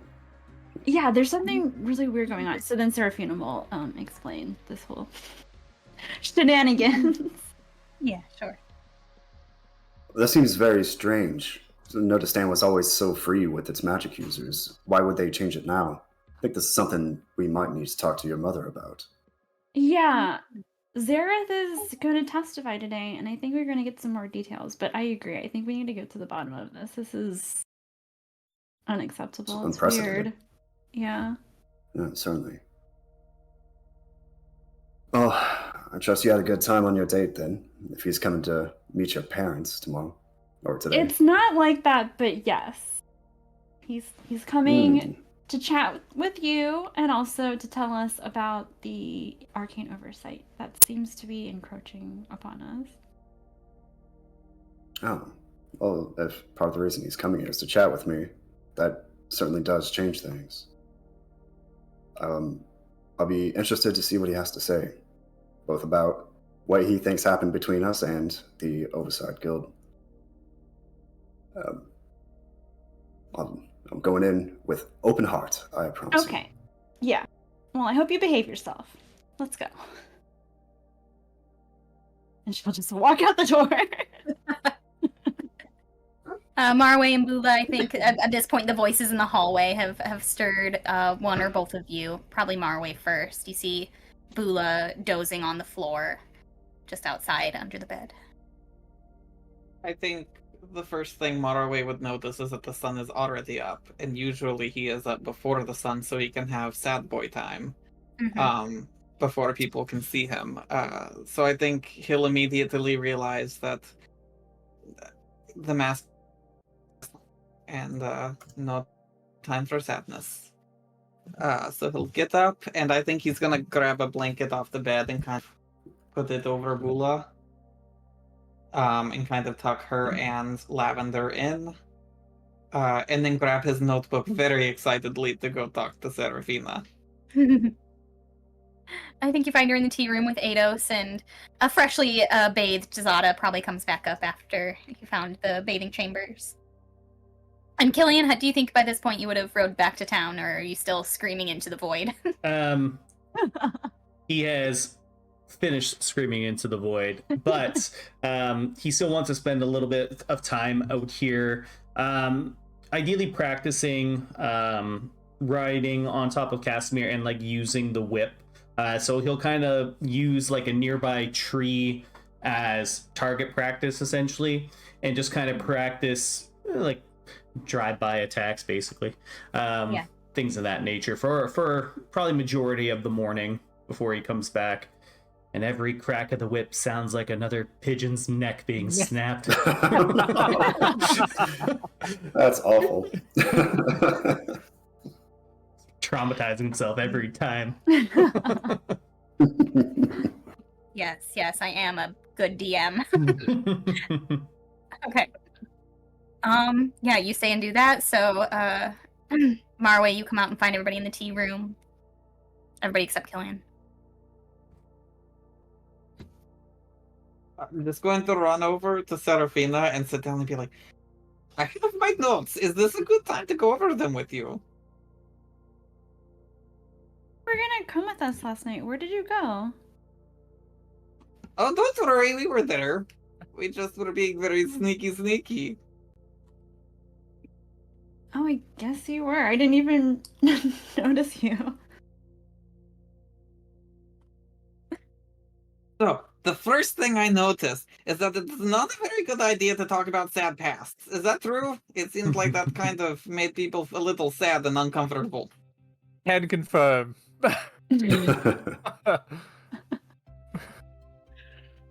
Well, So, I it have depends. inviting them to meet your parents on the first date is questionable.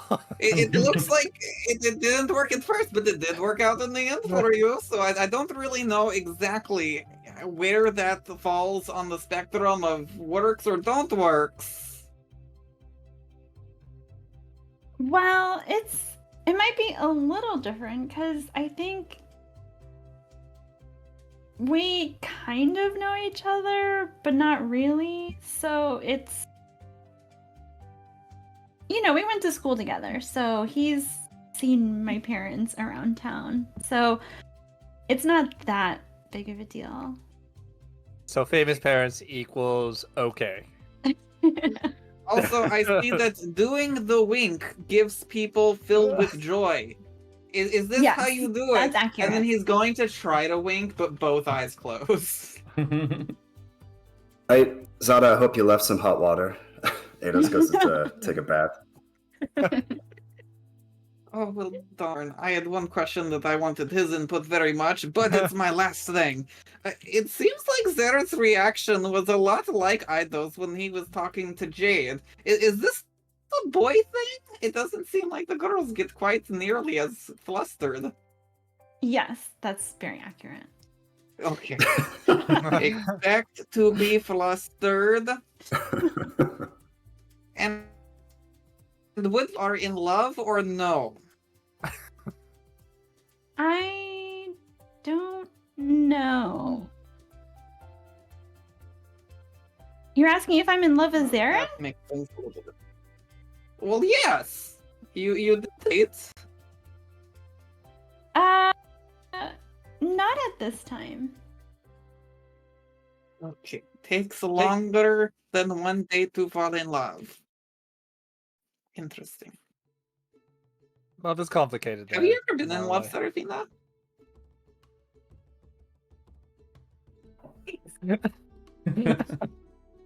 Yeah, Seraphina, have you ever been in love? Mary walks in at this moment. Seraphina, tell us about the love of your life. Oh, anyway, she just has existential crisis about her love life. I need to get more eggs. Excuse me. She'll just go. There are no eggs in the room, and you need more. That's a weird thing to go for, but yeah, sure. So what As what she did you leaves, learn? I'm going to write in my notebook that perhaps the females do get flustered as well.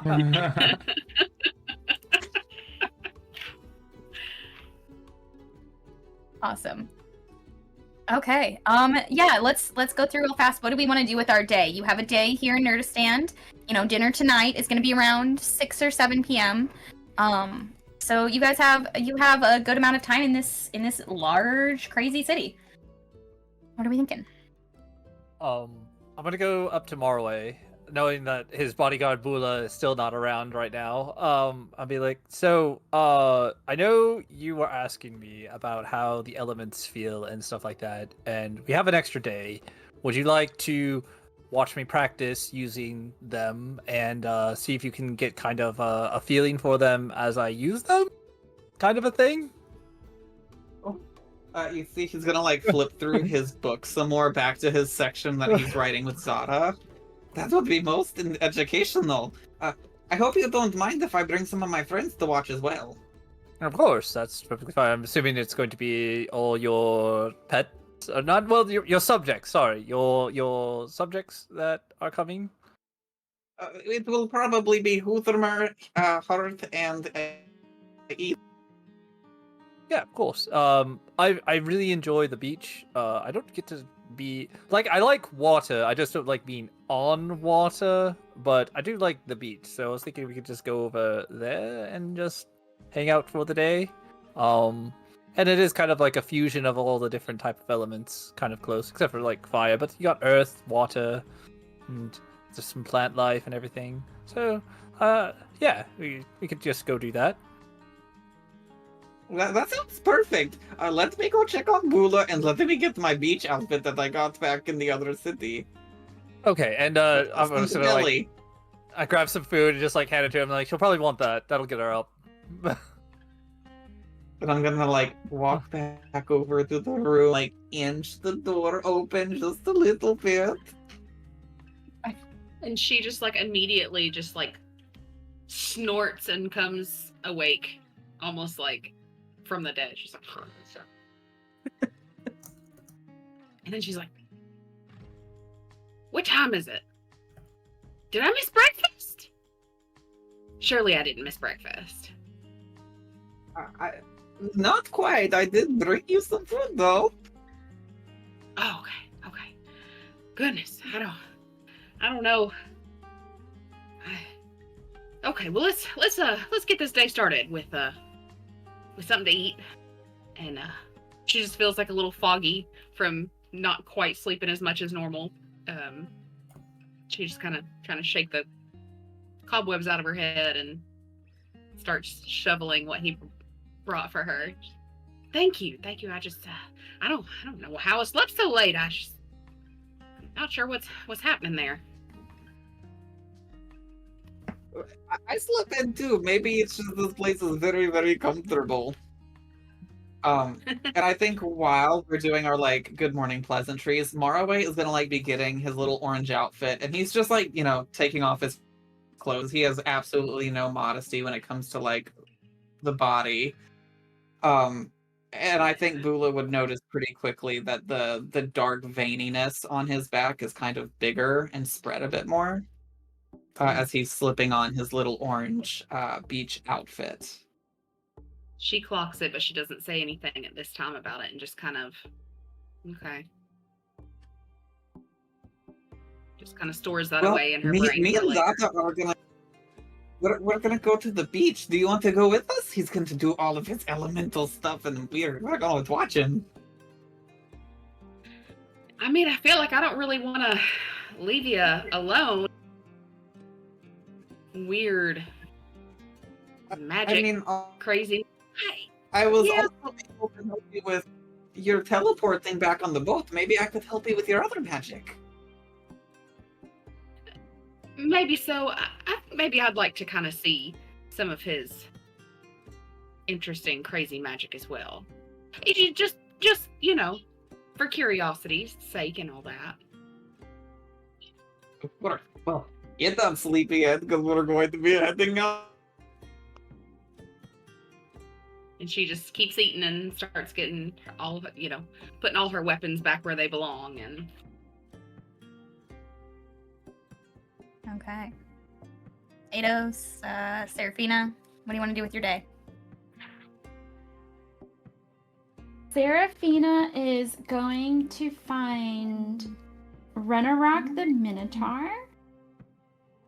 Does she know where he is exactly, or does she have to ask around to figure it out? Roll history. Okay. See what you remember from your school days.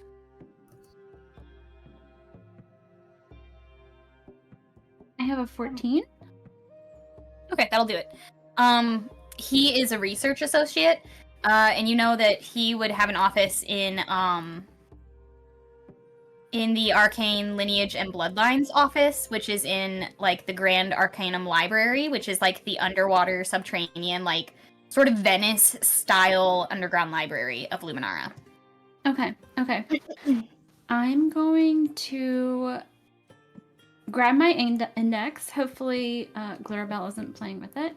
I'm gonna grab my index and bring it to the arcane lineage wing of the library. Okay.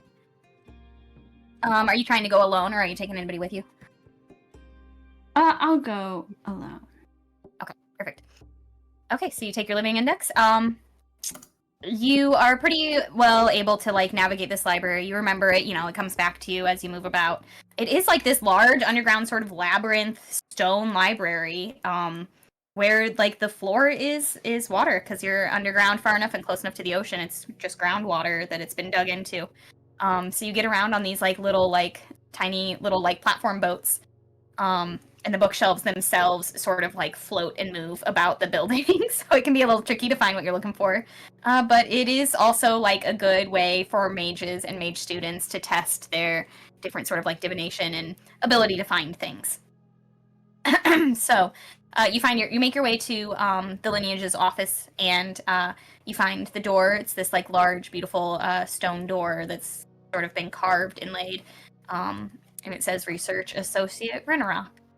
And you can give it a knock if you feel. Yeah, I'll give a gentle knock on the door. Okay, and it opens, and this large Minotaur man, wearing like a high-necked sweater, with like another like a cardigan over it, like very cozy professor vibes. Some sort of like corduroy pants and a beautiful belt. Opens up and snorts and says, "Can I help you?"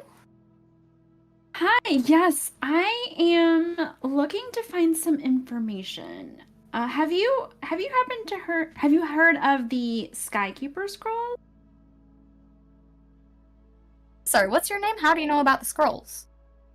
Oh, I'm sorry. My name's Seraphina Blackthorn. I was at the oh my gosh, Anthonyum. Come in, Blackthorn, Seraphina. Hi. Good to meet you. Thank you. I was at the Anthonyum doing some research, and I was just trying to follow a thread of research, and I'm trying to find the Skykeeper scrolls. Would you know anything about that? He like sits down and leans back. He says, "Seraphina Blackthorn. I'm guessing the Blackthorns, right?" Yes. You Perfect. say that you were at the Athenaeum of Ozilid researching and somehow found something about these here scrolls that I got. Yeah, and I just ran into a couple of monks along the way, and they led me here. Can you help me? So if you know about the scrolls, you know that they're pretty well one of those things that are kept under lock and key, right? And that it takes a whole lot of red tape and paperwork to get through to read them. I didn't know the particulars. Can you help me figure that out? Well, what do you want to know about them? I can't say I'm going to hand them over to you, but I have been working on them. So what do you need to know? My understanding is that they've been updated recently. Is that true? I am the one updating them. Yes, that is accurate. What kind of information have you been finding that needs updating after all this time? Do you know what the scrolls... Can you tell me anything about what the scrolls have in them? I think it's about... Oh, what's the name? Idrelis? Does that ring a bell? Yeah, it sure does. That's the name of a dragon god. He's sort of like... He's not quite the same as the celestial gods you always hear about, but he's one of sort of the oldest entities worshipped here on Dion. Yeah, I'm just trying to figure out more about him, but it's been kind of hard. Well, I'll tell you what I can as far as common knowledge goes. He's not like the most widely worshipped god-type deity figure on Dion. Some people believe his power sort of lingers in certain bloodlines of certain families. As a sorceress, you should probably know something about that. Particularly those with draconic sorcery indicators. A modern understanding says, unlike the gods, Idrelis doesn't seek worship, he seeks legacy. And those who carry his magic are kind of meant to shape the world in big ways, for good or ill. What is draconic sorcery? Draconic sorcery is like it's like where a really powerful dragon. It's almost like how warlocks get their power from someone, but it's quite different. It can last through generations, and it's not quite a deal that's made. It's a gift that is given to a family line, as far as sorceress powers go. So, if you have draconic sorcery, someone in your bloodline has some sort of connection to a very powerful dragon somewhere along the way. Oh, I do not know about that. That's very interesting news to me. Well, as I said, there's only a few who can even pretend to claim such a thing, so I didn't imagine it's you. I believe your parents are not of the draconic sorcery nature. No, I think our lineage is well documented. So this is very interesting. So why does it need to be why did the scrolls need to be updated recently? Can you tell me? I'm afraid that's fairly privileged information, little lady. I'm sorry. Unless you have the correct paperwork or the correct sign-off from the archivist, then I don't know that I can do anything for you there. Oh, what is the paperwork that needs to be done? Well, you came from the old library. It's the same thing you would have needed to get anything from the private section there, I suppose. You would need something from the high archivist of the library back there. So I need permission from the high archivist from the Athenaeum? Yeah. Or, and he, gets up and he, looks down the hallway and, closes the door. And sits down and he says, "Listen. I'm not usually one to, allow such brazen overlooking of the rules. I know that you are smart enough to understand that these scrolls were kept in a rather secure location, and for you to even have found reference to them means that you would have gotten into something you shouldn't have. Am I wrong?" Well, I don't know if I shouldn't have. I'm not going to say that. But I just came across this and she'll break out the index. That's one of them their index things from the from the Athenaeum, ain't it? Yes, I broke her out of her index jail and she's much happier now. And she was just helping me with my research. So now I know for certain you were getting into some shit you weren't supposed to get into, and that's interesting to me. Okay, put that away before someone walks in here. She'll put it away. Here's what's gonna happen, Miss Blackthorn. Lucky for you, I find myself needing a favor. And in such a position, I could pay you back with a favor. If you're looking for access to these scrolls, we might have a deal we can make. Okay. Tell me more. See, I got this daughter named Bess. She's a tough girl, smart as a whip, and worked her way up into the higher ranks of the Erendriel Triumvirate Navy. But Bess came to me last night. She's in town, and she's visibly shaken, unlike her. One of her superiors, this Admiral Millicent Maynote, she was recently elected as the Human Triumvirate Counselor, in case you didn't hear. That is news to me. Yeah, the old human stepped down. He was getting up there in age, and so the election just happened last month. Anyway, wow. Bess works right under Admiral Maynote, and she's watched her apparently fumble protocols that she used to execute flawlessly. She's watched her contradict strategies she once swore by. Worse, Bess saw her fail to recognize an officer she's worked with for years. Now, that's not just fatigue, that's not just military stress. Something is wrong, if Bess says so. She said that Miss Maynote won't even speak about her time in Ozaled. She's demoted her trusted advisors to the position. She's promoted recruits with no experience. It's like she's clearing the board, replacing the pieces. And Bess, sharp as she is, knows better than to ignore a pattern. Bess can't prove it, but she thinks that woman has been replaced. And that's an imposter walking around with all that power. One of the three of Erendriel, can you imagine? So if Maynote isn't who she claims to be, little lady, there's a way to prove it. Especially since you just showed up at my doorstep. Luminara keeps sealed records, sort of divination logs, magical scans, the kind of data that doesn't lie, right? Maynote was tested once, back in her cadet days. If I could compare her past arcane signature to her current one, Bess'll maybe have an answer. Problem is, those records are locked behind collegium authority like everything else of use in this damn country. I can't touch them. Crazy enough, I know someone whose father can. Now that we've become friends. If your daddy We're would definitely friends. if your daddy would retrieve that signature, we might be able to figure out the truth. And I need you to convince him, Seraphina, because if Maynote isn't herself, if someone else is walking around with her face, then we're dealing with something far worse than political maneuvering. Yeah, you say this is recent. Does this have anything to do with the arcane oversight? Oddly enough, I believe she's one of the ones that proposed and helped pass that.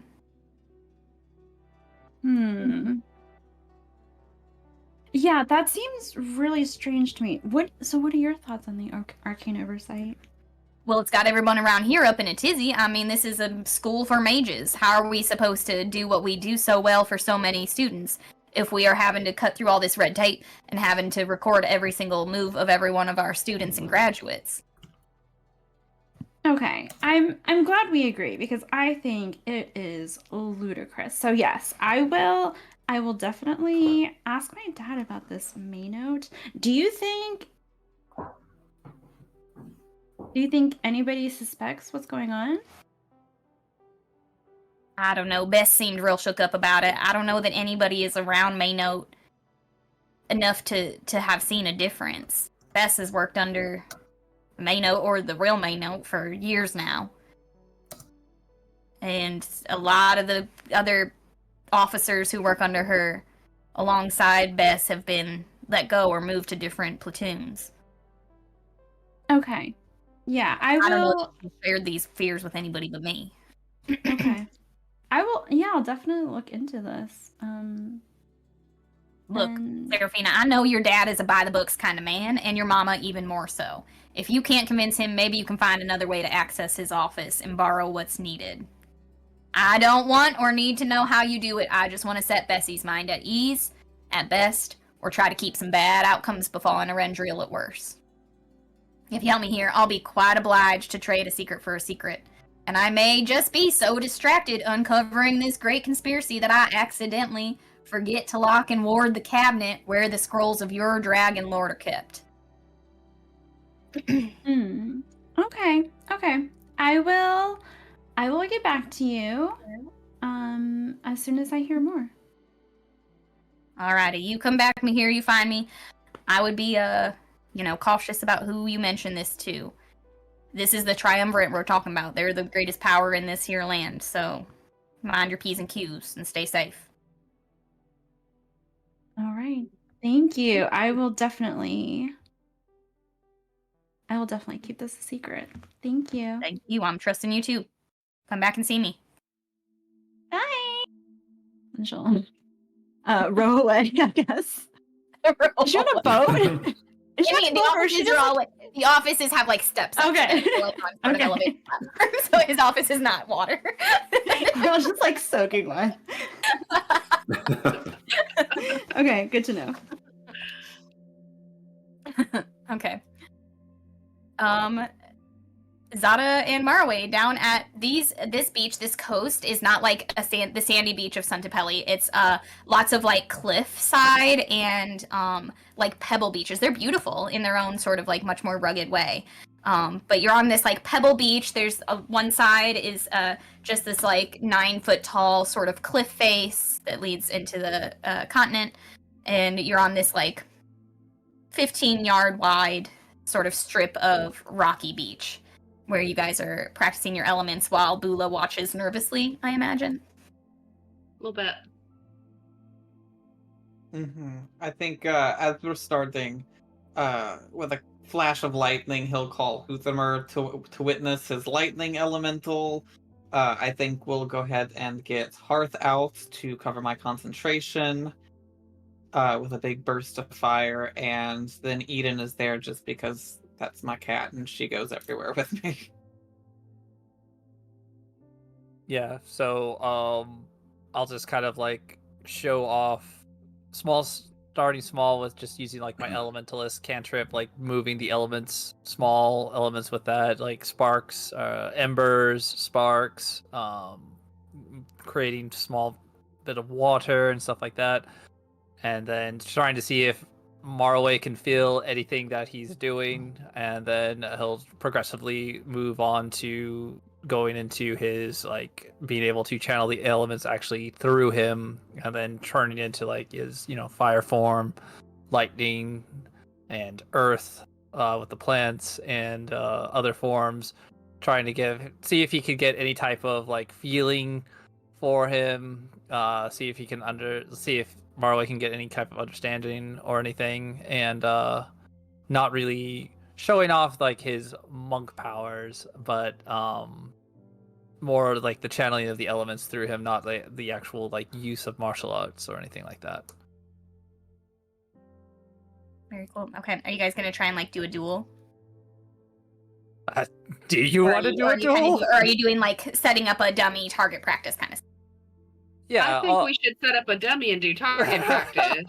Don't you point any of that at Marway unless you want to see how sharp my axe is today. I mean, yeah, I didn't want to actually hurt, but yeah, if he feels like it would help him understand the elements better, sure, I could do that. But if not, then it would just be like target practice, or I could see if Bula wants to be the dummy, the target dummy. Who you calling a dummy?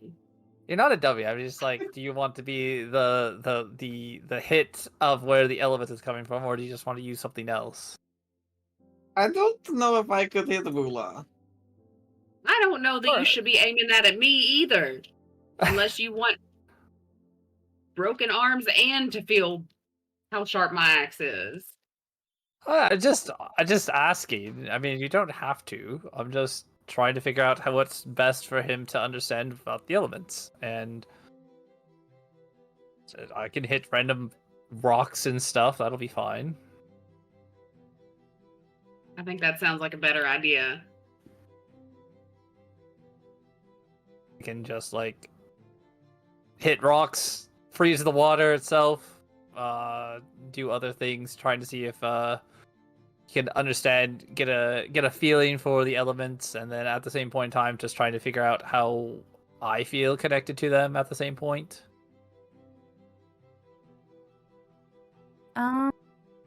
As you train, I would like each of you to roll something different for me. I want Zada to roll nature check. Right. Marway, what's your like goal here? A little bit deeper than just getting better.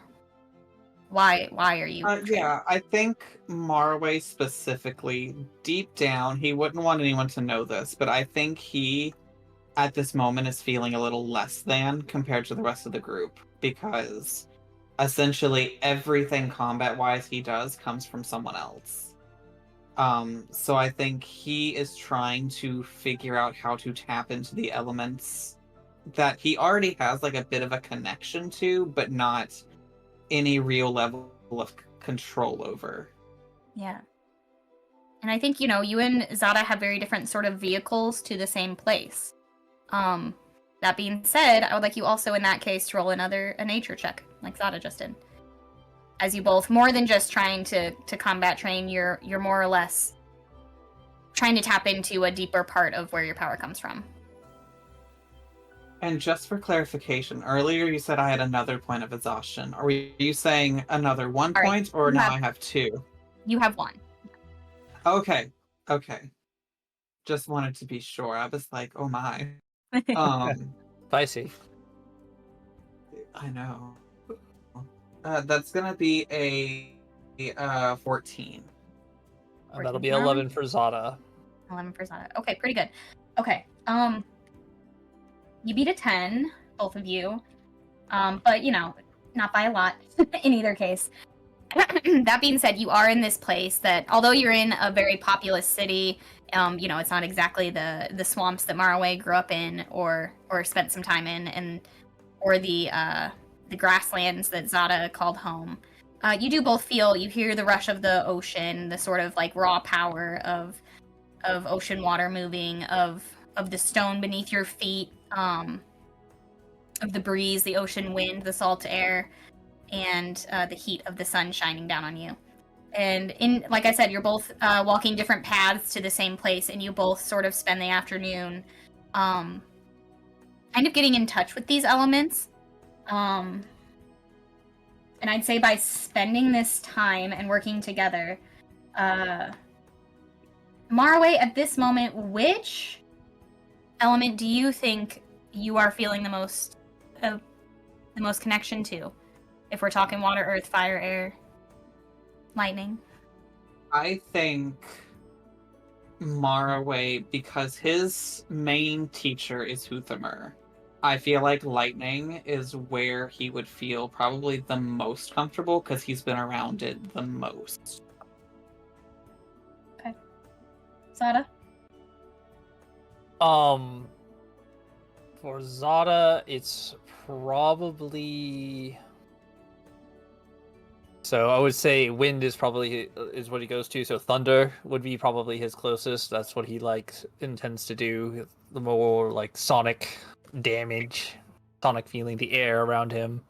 Yeah, literally moving the air particles in such a way that you can feel it in your bones and in your heart. Okay. By spending this time today and with those decent rolls, for 1 month in game, you each have advantage. Maraway, you have advantage on spells that use lightning. And Zada, you have advantage on spells or, monk abilities that use thunder damage. For the attack rolls.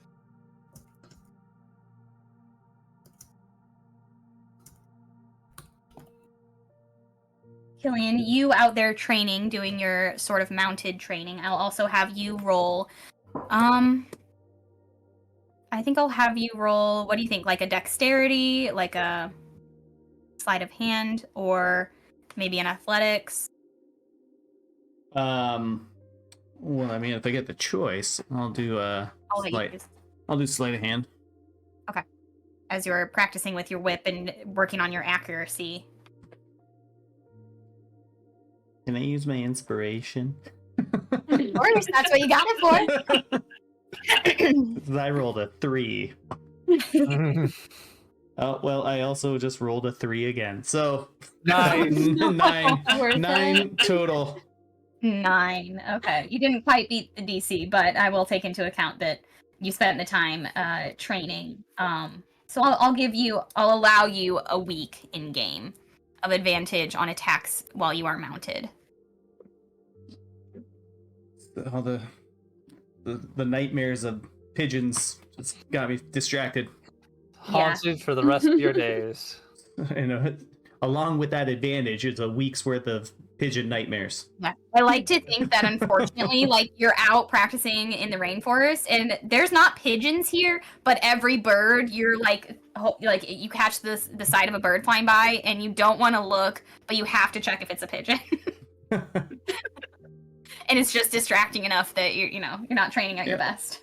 And then Killian will come back to the city, head back to the minaret, and kind of bathe, get ready for the evening, and then he'll kind of spend the remainder of his time just reviewing that glyph. Cool. Okay. Eidos, what are you doing with your day? I think Eidos comes out of the bath and sees that everybody's gone. He says, "Oh, how neat." So thinks about how he's going to use his time, and he'll take his new alchemist set kit and head down to one of the lower levels of the minaret to a place more appropriate for testing materials. He's going to give those black potions another shot. Okay, excellent.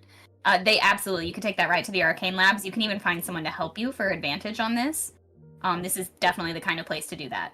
So go ahead and roll an Arcana or a I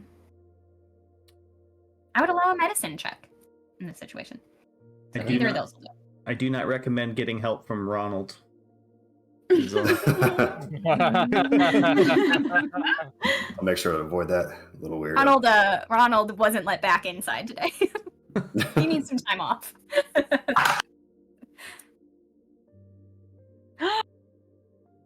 Are you Oh, serious? yeah. That was not 20? Yep. Finally. Shoot. Jesus. Okay, hold on a second. Wasn't prepared for that, and I think I'm gonna have to give it to you. Nice. I think It only I took 10 tries.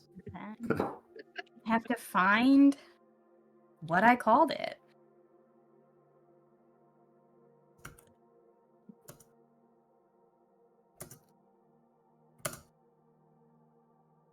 Oh, geez, oh heck.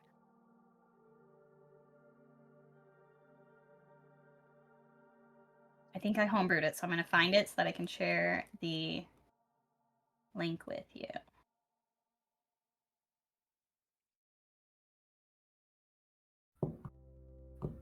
Give me a minute to find it, and we'll come back to you. Okay. But you are going to accomplish what you're looking for. Did I go through everybody? Who am I missing? That's it. Miss That's it, right? Bula. Well, she's done at the beach. Yeah, Boo's out Yes. helping the boys. Are you doing anything like once you see that they're pretty safe? Do you do anything in particular? I think she's just gonna keep an eye on them, and she's really, really watching how, like, kind of the movements of what they're doing to have that control over their magic. It doesn't necessarily look exactly like what she has accidentally done. But they do have more control than she does. So she might just try a couple things, like when they're not looking and she's sure that they are distracted. She might try like some of the hand movements or gestures or something to see if she can produce anything, Okay. but obviously does not. Yeah, you haven't. Do you think at this point Bula has, or maybe we should roll for it, whether Bula has figured out sort of the link between how this is happening? Right. I think if that's what you're working on today, we can roll for you to maybe figure out that piece of it. Okay. What am I rolling then? So why don't we roll? What makes sense here? Why don't we roll like an Arcana or a Nature or maybe just an Insight? Wow. So -1, or 0. How do I do that? We'll Mhm. go didn't with plan the that. 0. Inside it is. Hey, my nature was -1. I feel that. I just rolled a 9. Welcome to the club. This is I think- okay. Wait, this is a check though. Can I use lucky? On a check? Yeah, because it's just a D20. I believe so. Yeah. Yeah, any Ooh. D20 roll. I would like to try that again. No, that was an 8. Oh, even worse. That's sad. It was a try. Okay. That was a something.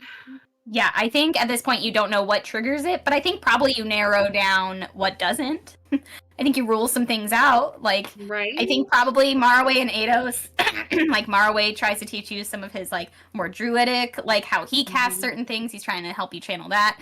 Zada is trying to help you channel this like elemental monk ability that he has, trying these different somatic and verbal and all these different things. And you all spend some time like going back and thinking about all the different times these surges have happened. And you're able to like be like, okay, so it wasn't this particular thing, it wasn't this, but so you're narrowing it down. Okay. Have you just tried saying like magic on? That's what I do. I just like elements on, and then it's just kind of happens. That's how mine works. Yes. No.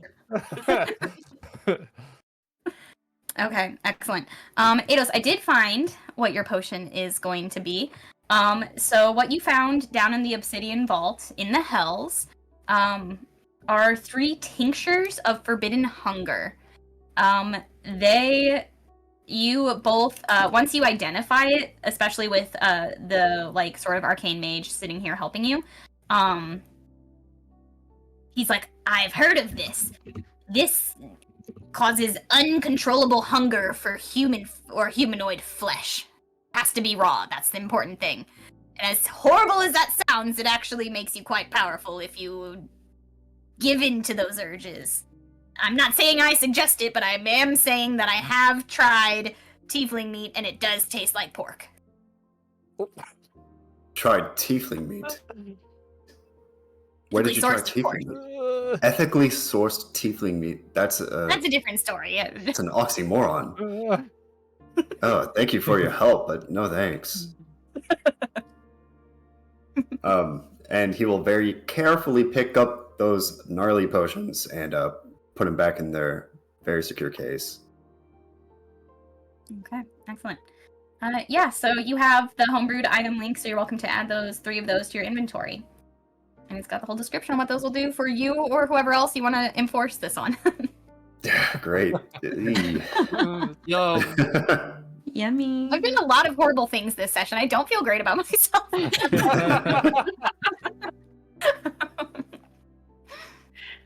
Okay, and I think before we get to dinner, that's where we're going to call it tonight. As everybody sort of finishes these sort of pet projects during the day, come back together. Kittenberry has spent her day talking to different archivists, or different arcanists around the tower, trying to figure out, still trying to puzzle together what she wants to do with her life.